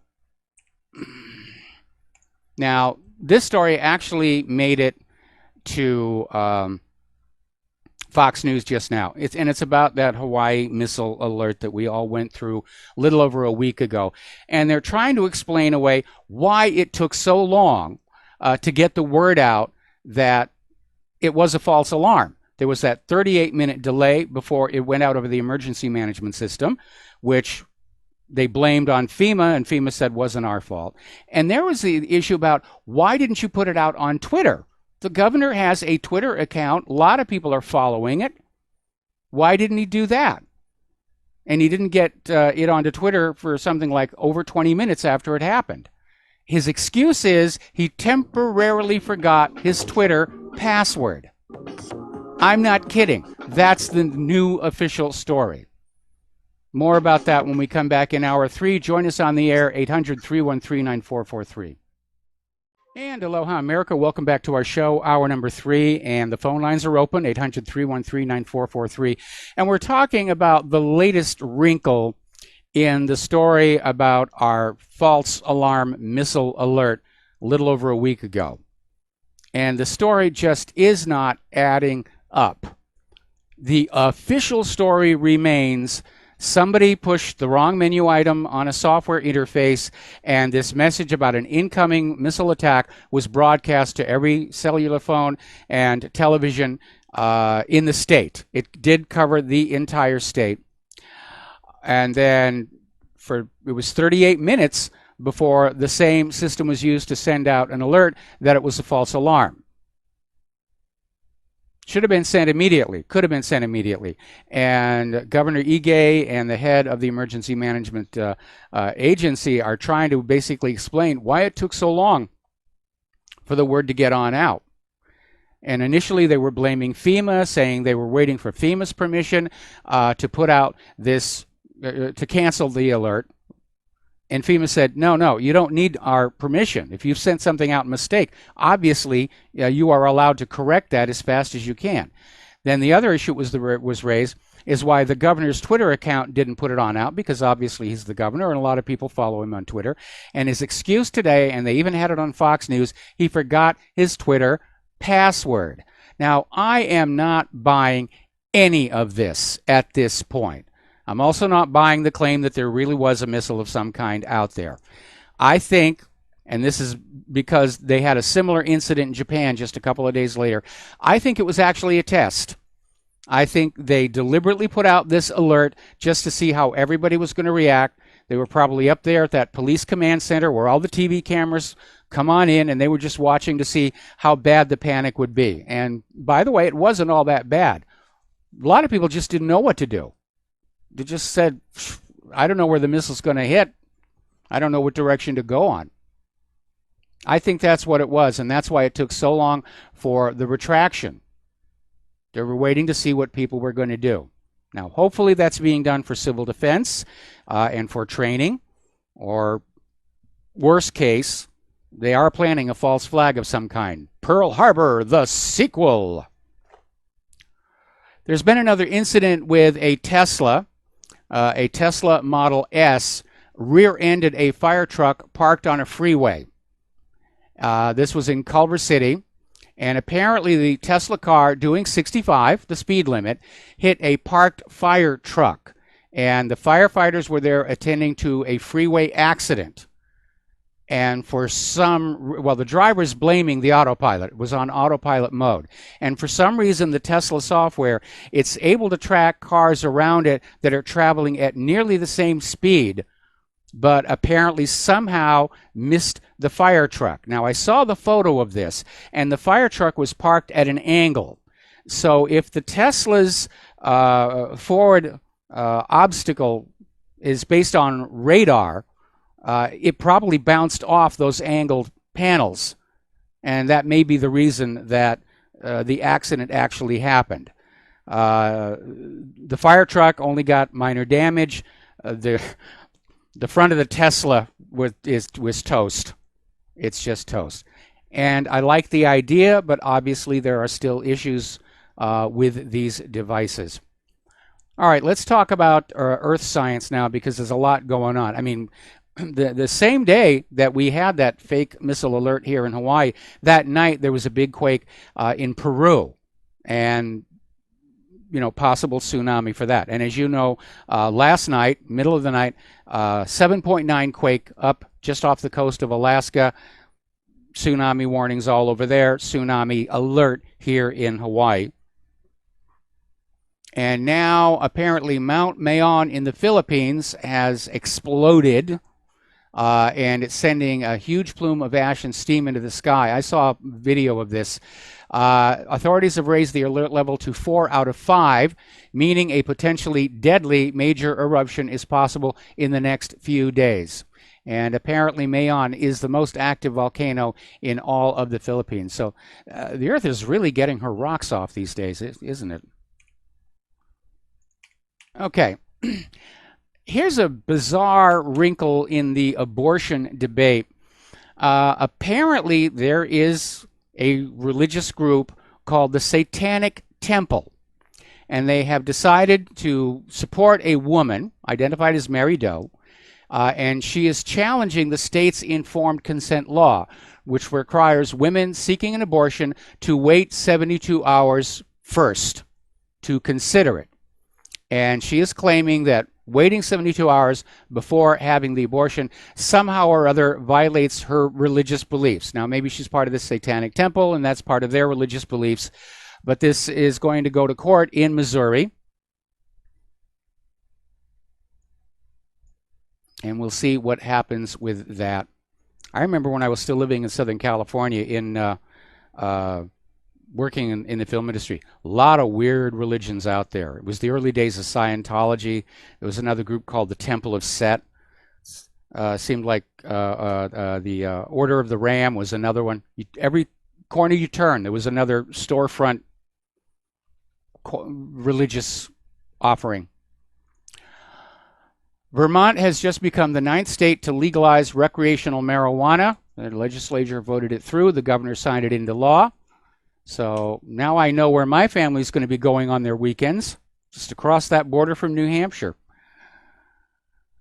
Congress is quietly pushing a bill to require a national biometric ID for all Americans. I think this is a bad idea because biometrics are not reliable. We know that fingerprints can be faked. We know that even the facial scanner on the iPhone X can be hacked. One of the problems I have with DNA testing is the fact they don't actually match the entire 3 billion molecules, 3 billion rungs of the DNA molecule. It's basically a test that categorizes it on the basis of, I think it's 13 different measurements. And it is actually possible for 2 people to have the same 13 indicators. It's remote, but it's not impossible.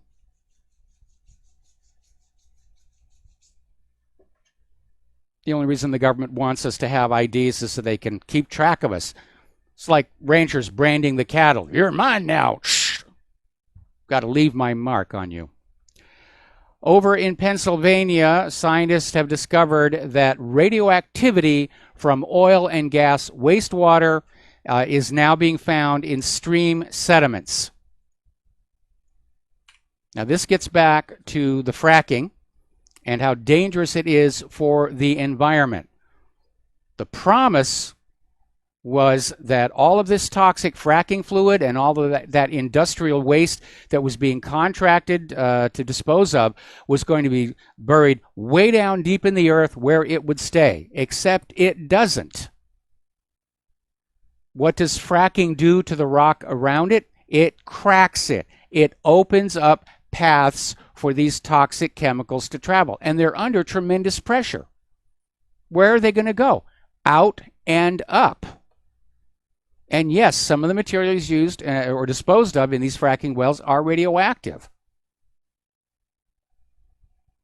We're seeing it's amazing to see Al Gore out there making a big deal about carbon dioxide, and nobody's paying attention to the radiation coming out of Fukushima, or the toxic materials coming out of the fracking wells, or the fact that the oil from the Gulf oil disaster didn't really go away. It's still there, just on the bottom where you can't see it. But carbon dioxide is the villain.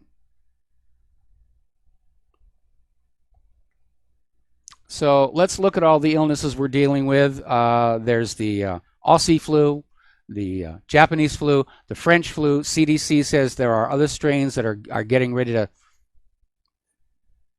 pop up there. There's that bleeding eye disease in Uganda, which they've identified as being pretty much the same one that wiped out the Aztecs.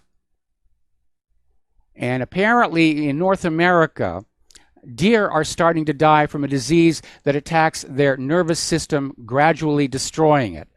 Sounds kind of like a bovine spongiform epithopathy or mad cow disease. This could be made the same. The scientists' concern, though, is that it may be transmissible to humans.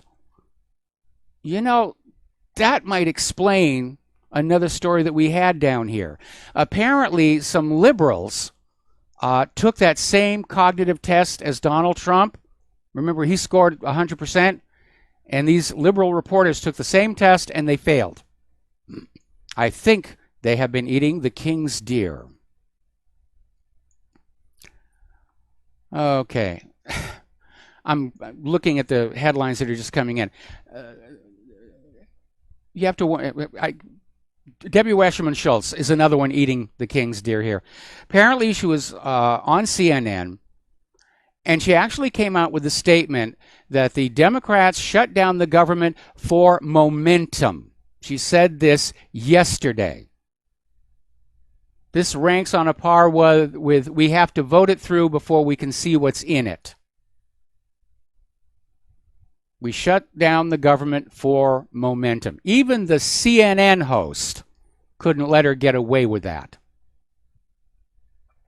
I imagine Debbie Wasserman Schultz is very nervous about all these new investigations into the investigations, because she's right in the middle well, she's in the middle of the Russian dossier. She was running the DNC at the time the DNC was paying Fusion GPS to pay Christopher Steele to come up with all of this nonsense.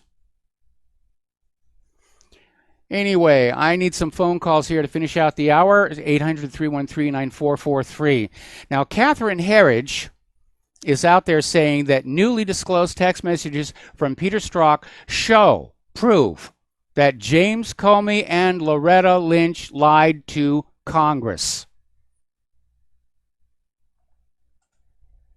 Now, the interesting thing is going to be, will Congress do something about it? Because lying under oath is perjury. It's chargeable. Story coming out of an Investment Watch blog. To nobody's surprise, trust in the U.S. government and the media falls at record-breaking pace.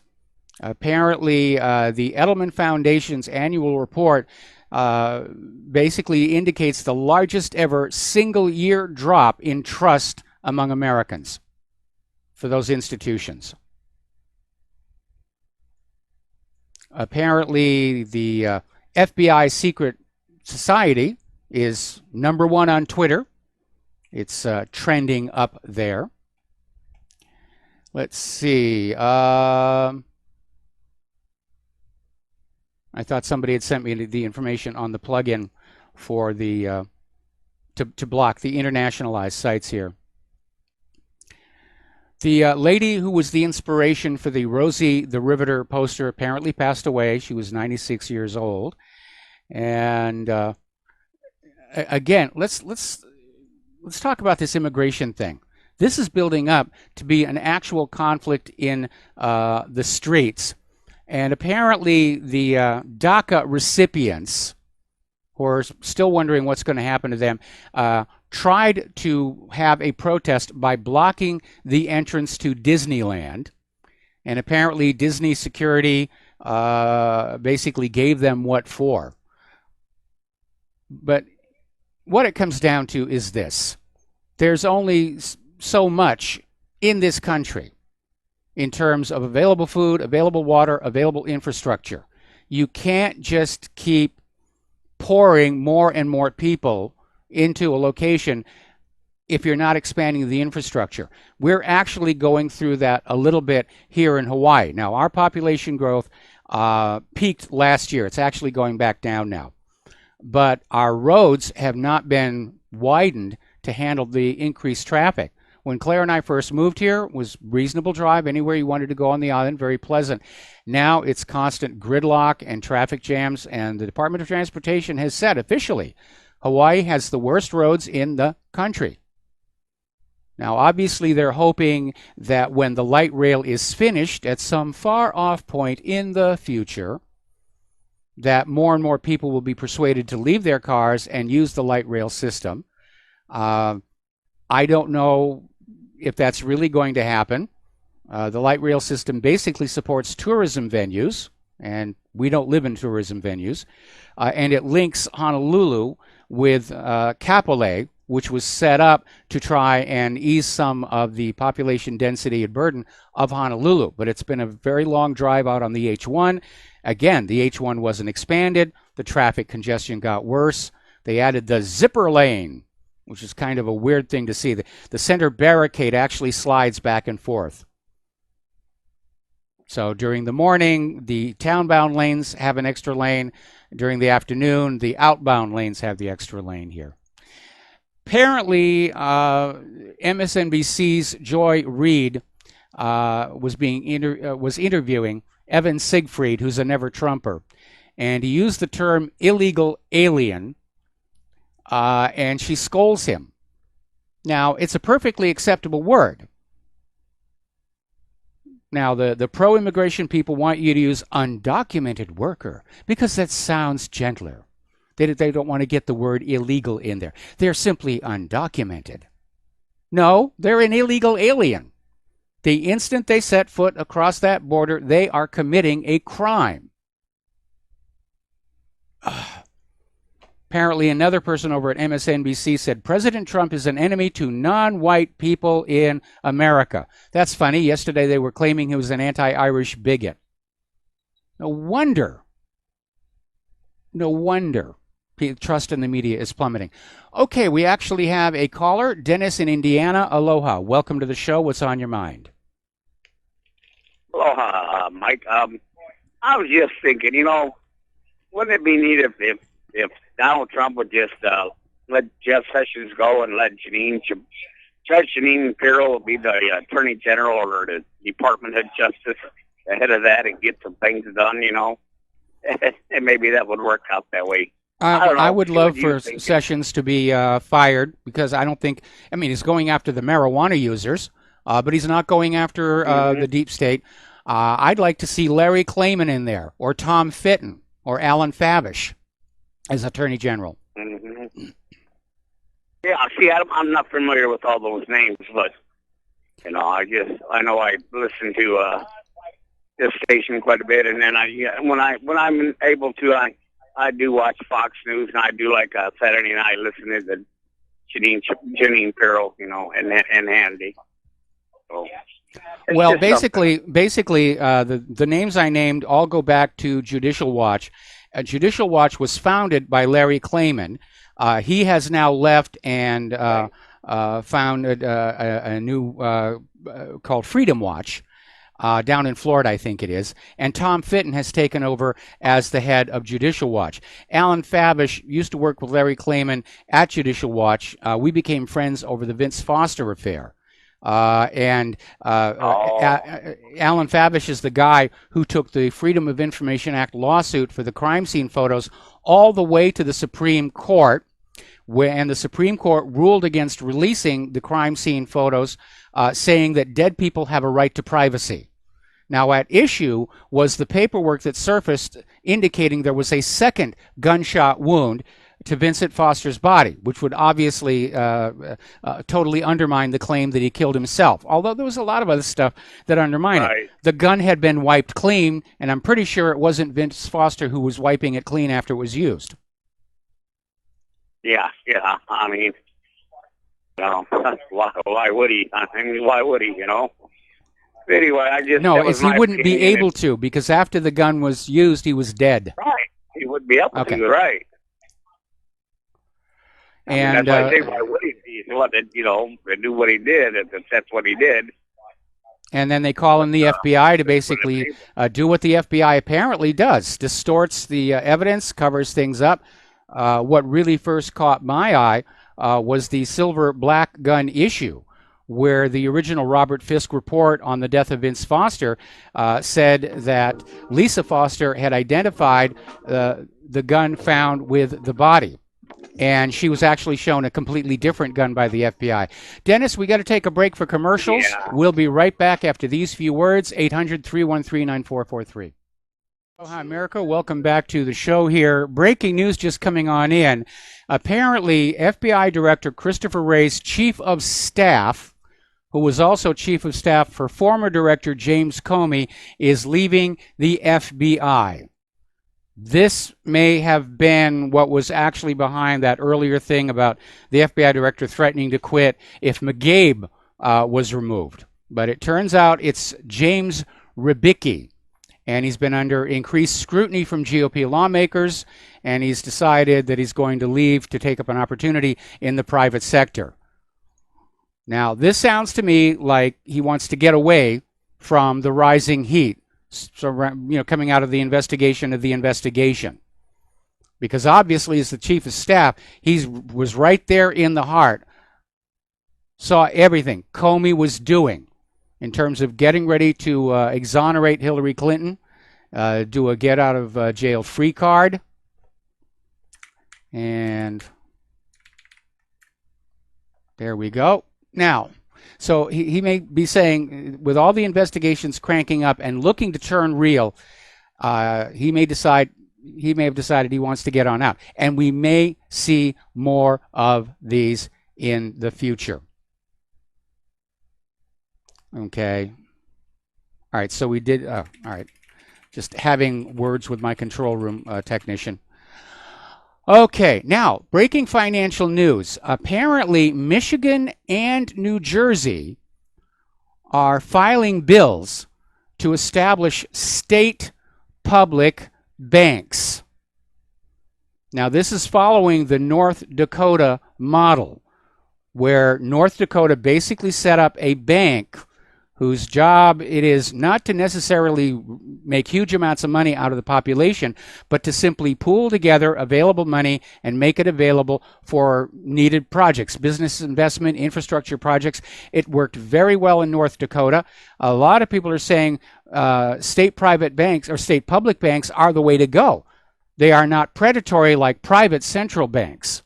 And I can imagine that the Federal Reserve is going to be very, very upset about this and try and find a way to block it. Because the private central bank doesn't want to let go of you. They own you, as George Carlin used to say, and they are not ready to give you up. Okay, let's take a phone call. Jeff in Georgia. Aloha, welcome to the show. What's on your mind? How are you doing? It's good to talk to you.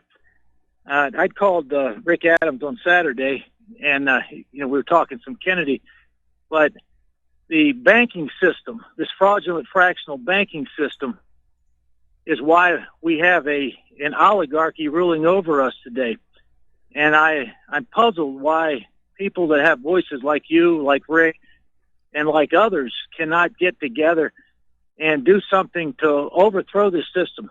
Of course, nonviolently, of course, but overthrow this banking system, because they're loaning money to governments that they don't have. And I believe much of the $20 trillion can actually be canceled without hurting the middle class too much. And it would do, and not only in this country, but in Mexico, Latin America, Canada, and Western Europe, and maybe other places. It's all over the place, and it's the reason that you have 1% ruling over the 99. It's the reason Europe's getting overrun by immigration against the will of blue-collar people. It's happening here. Yes, we want to help all them people, but the power is not in the hands of the people now because of the banking system. And I see them going after our free speech. Our forefathers said this is this This is a human right. This is a God-given right to free speech. And they're stuffing that out of Europe. We need to be spreading free speech around the world, and we need to be working to overthrow this banking system, because the power will move back from the 1% to the rest of us. You know, I live in a place, I see these young people that they're going into the Barbaritos and these 7-Elevens, and they're shooting the attendants that work there. These are blue-collar people that are working. And every young person in this country, 17, 18, 25, 30, he should have a job. And the government should be the facilitator for that. Yes, try to use private enterprise, but the years before that, you had bankers, and you know this, bankers, they fund the Jacob Schiffs, the Warburg, and others. They funded the overthrow of the Tsar. Yes. Which led to the murder of, Solzhenitsyn claimed $66 million. You know, I don't know where he come up with his number, but you had gulag systems. You had mass murder. Okay, Jeff. And it should have been a learning. Jeff, I'm going to put you on hold. Don't hang up. We got to do some commercials, and then I'm going to come back to you after these words from our sponsors. And aloha, America. Welcome back to the show. We're talking with Jeff in Georgia. And Jeff, before I let you go on, I want to back up and respond to some of the things you were saying. There is no question that banks love wars. They're able to charge very high interest on it because it's high risk. And wars are the bankers' richest harvest of debt. And so, you're always going to find a big bank pushing for war somewhere in the background. And it's not just because of the money. Sometimes it's to basically force more debt upon an entire population. See, the way the system works right now, the problem with private central banking is the instant that first pretty printed piece of paper goes into circulation, more money is owed to the bank than actually exists. You owe them that dollar plus however many cents interest has accrued on it, but those cents don't exist, and that is the trap. That is the tool of enslavement. That interest, it's not about debt and debt payment, it's about enslavement, to basically give you this sense of an obligation to the bankers that you can never satisfy, and that gives them control over you. And so what will happen is people will borrow and borrow and borrow until they can't borrow anymore. They're struggling with the debt payments and the interest payments. And at that point, the Keynesian economists come on in and say, well, government will borrow to keep the system going, because there always has to be more borrowing or the system will collapse. So government will borrow and borrow on behalf of the taxpayers, and I might add, without their permission, until government reaches its maximum. And that's where this country is right now. And it's at that point the bankers will try and kick off a war, because war resets all the rules. And it allows governments to borrow huge amounts of money and condemn future generations to paying it off. I think Germany paid off their debt from World War I only about 10 years ago. So that's really what's driving this. Go ahead, Jeff. And you know, it sounds like you know a lot about that, Mike. Okay, I just want to say this: if a government borrows $1 trillion, if it had 200 million taxpayers, that's $5,000 apiece. Okay, if a government printed money, you know, like John Kennedy did, and I truly believe, you know, I've studied Kennedy for years.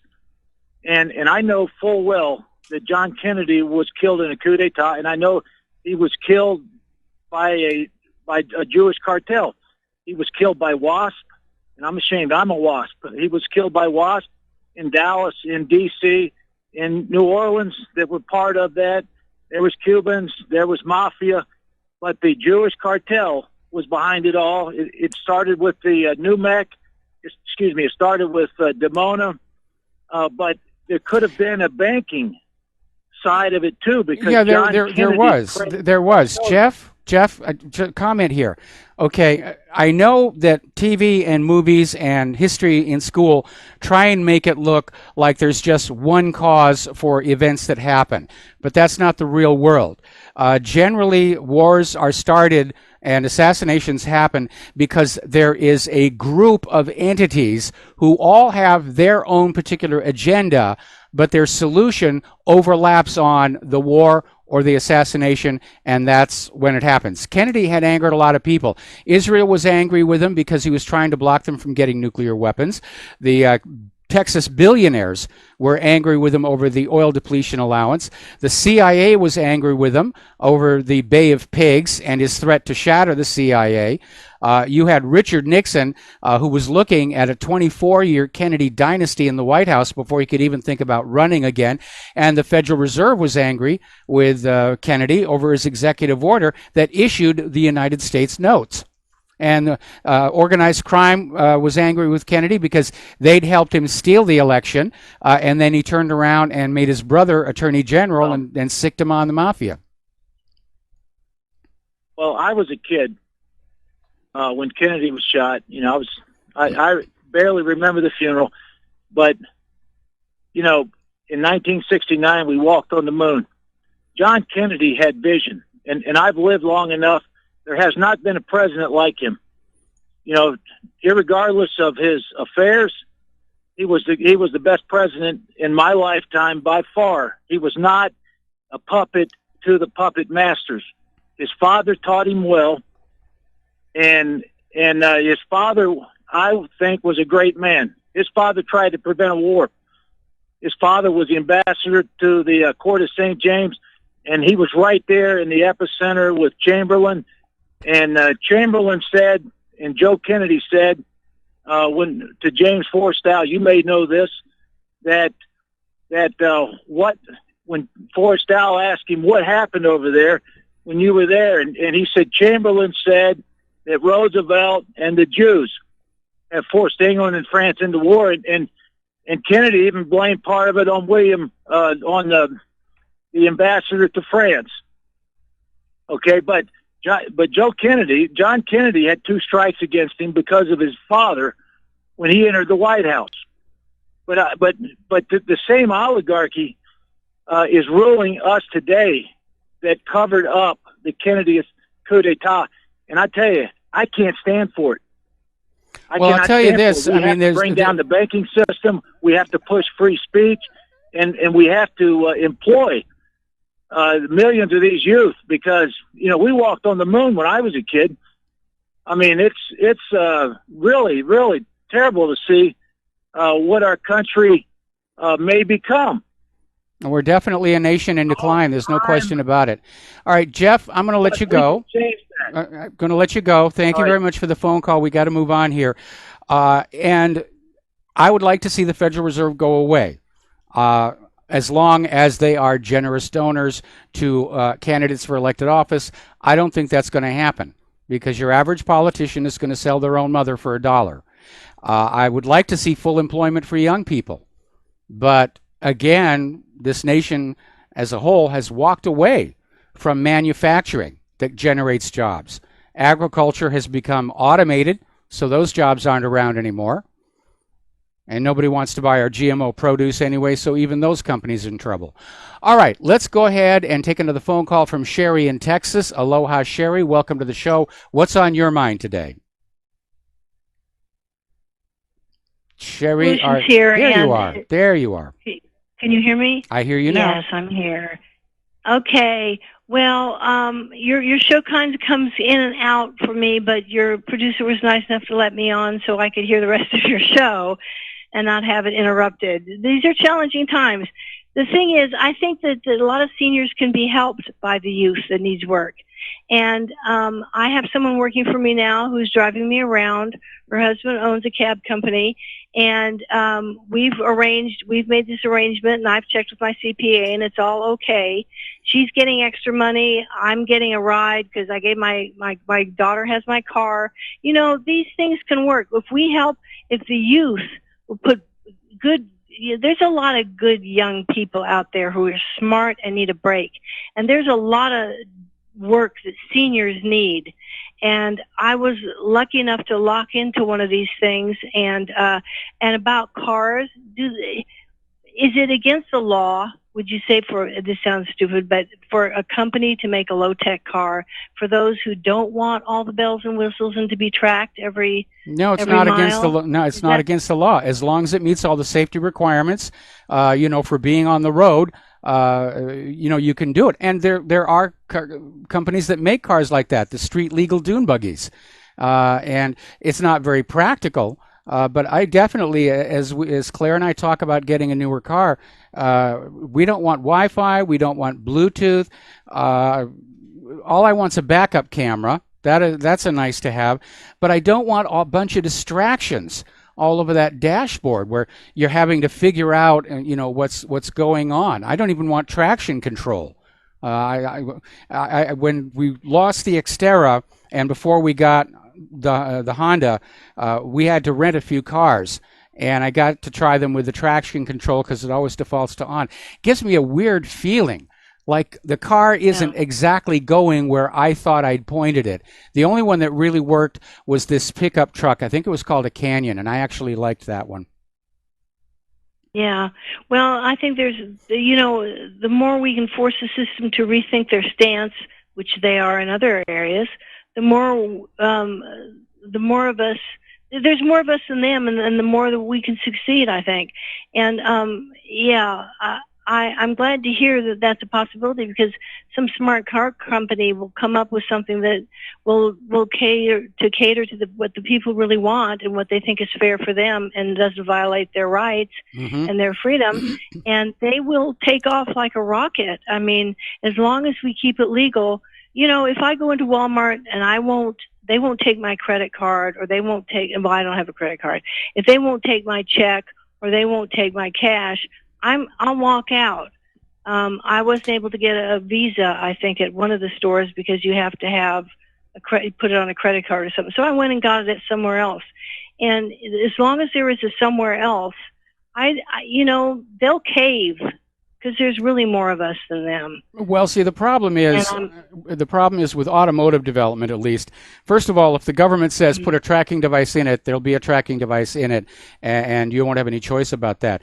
But car manufacturers design the cars and figure out the line of models they're going to have based on these very intensive surveys of the car driving public. A lot of this takes place at car shows. Very often they'll literally hold an event where I even attended one once, where they had down at the Los Angeles Convention Center, and people were invited on in, and I can't even remember the car manufacturer. It was one of the American manufacturers, and what they had were called the concept cars. These are cars they're considering making, and they're basically done up as one-up prototypes, and they're drivable, and people could sit in them, people could look at them, and they're just measuring people's response. And unfortunately, the majority of people respond to lots of lights and lots of buttons and lots of fancy gizmos. I guess they get a surge of pride to say, my car has got Wi-Fi, I've got YouTube, and I've got video monitors in the back of the seats for the kids to watch.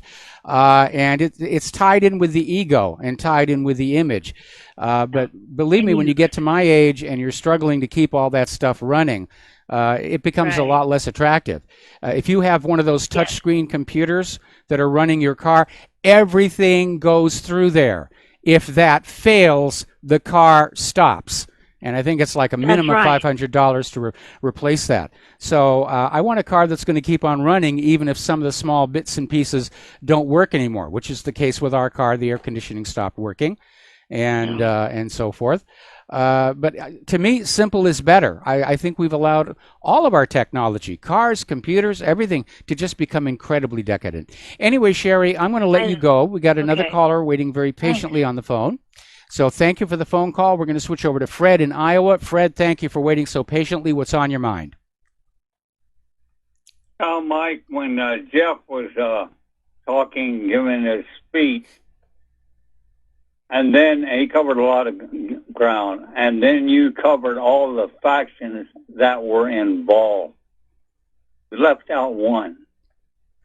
And if you go and see after Kennedy was elected, 3 months, he gave a speech to the American public, and he was against, or not for, he was against state and church together. That was the crux of the speech, his separation of church and state, which Kennedy was for. Play the speech over again 3 or 4 times and listen to it. The Vatican was in there too. I have seen absolutely nothing to indicate the Vatican was involved with the JFK assassination. They may be opposed to the idea of separation of church and state. They've certainly voiced that. One of the popes even said the Bill of Rights should never have been written because God does not give freedom of speech and privacy to ordinary people. But that's a religious opinion. I don't think the Vatican really feels like killing people over that issue because it's a sentiment that's shared by the majority of the American people, that the best way to have religious freedom for all is to deny all religion access to civil authority. That was the thinking behind that First Amendment. The Vatican killed over 50 million people for 1,260 years during the Dark Ages. And you tell me that they don't want to kill anybody? I didn't say they didn't want to. What I'm saying is I've seen absolutely no evidence to support your theory. Well, open your eyes, my friend. Have a good day. Thank you, and bye. Have a good day. We're going to switch over to Bob in Colorado. Aloha, Bob. Welcome to the show. What's on your mind? Yeah, Mike, I want to talk to you. The last lady you talked to, I can't remember her name. I know Sherry. She calls in all the time. And yeah, okay. And she was talking about Walmart and so forth. Well, we have a Safeway here in southern Colorado, and I went in there a few months ago. I'm 66 years old, beard, long hair, and I go in and I went to buy beer one day, and they said, "Where's your driver's license?" So I said, "Well, I don't have a driver's license. I've never been asked for one. I'm 66 years old." So I had to walk out into the parking lot, and I took my time. There was a line, and you know Safeway, they don't hire too many people. No. And the line was like a mile long. I took my time, and I did the same thing a couple of weeks later at Walmart. Well, I'll tell you what, the outrage was so bad, they don't card you anymore. I was there last week shopping, and I went to Safeway, and I went to Walmart, and not one question was asked about my credit card. About my driver's license. So, well, you know what? People can make an impact if you really stand up to these people.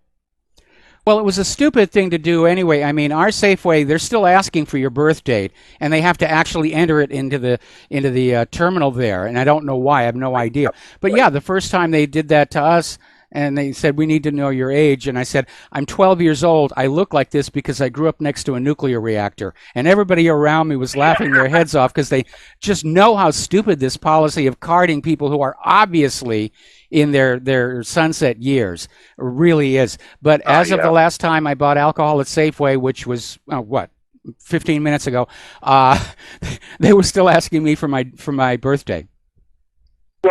Well, you know what, Mike? I think the whole thing is, again, they want to keep track of every single thing we buy, and if they swipe our driver's license, they all got the thing just like a credit card now, and they think to go through there, okay, you know what, now we can give that to the insurance company sees you're buying a case of beer a week, guess what?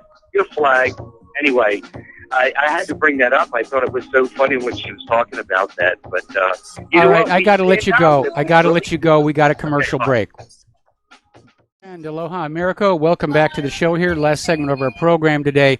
Now, over at Davos and the World Economic Forum, scientists set up this mock Arctic base camp in an effort to educate world leaders about the threat of human-caused global warming. Little hard getting the message across because Davos has very frigid temperatures, and the mock Arctic base camp is buried under 6 feet of snow. So global warming is not going along with that. Judge Napolitano is out there saying a brave member of Congress needs to step forward and read the FISA memo on the House floor. And how that has come on out. The memo that is out now, it's 100 pages long, and it came out in April of last year.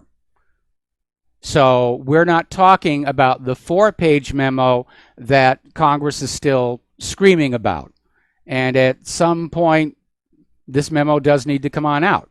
Apparently, it summarizes what's in the larger memo. And in theory, because there's been more than a year's passed since, or almost a year's passed since that, there'll be new data in it. So we still haven't seen the memo. We've seen a memo, not the memo. Now, do you remember Pablo Escobar? Very, very wealthy drug smuggler. And apparently he was the one who was starting to design these new smuggling submarines. And originally they were just very low boats with snorkels, but apparently they've even found some now that can actually operate as a real submarine. They've got ballast tanks. You know, they can't go very, very deep, but they can definitely completely submerge, and that makes them invisible to radar. And apparently one of these has now been found off the coast of Colombia, and they're going down to check it on out because apparently shortly before Pablo Escobar died, some 50 billion pounds of his personal fortune disappeared. And they're kind of wondering where it might be, and it might actually be in that submarine. That would be a pleasant thing to find. It's the world's biggest lottery. Apparently, Iran is threatening, or is being accused of threatening, U.S. warships during its exercises in the Strait of Hormuz. And this is coming out of Free Beacon. And this is saying that apparently Iranian military leaders claimed Monday that they threatened 2 American-led vessels in international waters. I don't know why they would do that. U.S. military officials confirmed being in contact with Iranian forces. I can't understand why the Iranians would issue a threat unless those U.S. ships were someplace they weren't supposed to be. And there's our music. Please stay tuned to John Stedmiller. He's got a lot of things to share with you. And we'll be back here tomorrow on Republic Broadcasting. Please take what you learn here, share it with everybody. Keep that issue over the FISA memo alive on all your social media, your email, and everywhere. We haven't seen the final memo, just one from a year ago. Who knows what else is out there? So we'll be back tomorrow. Aloha, America.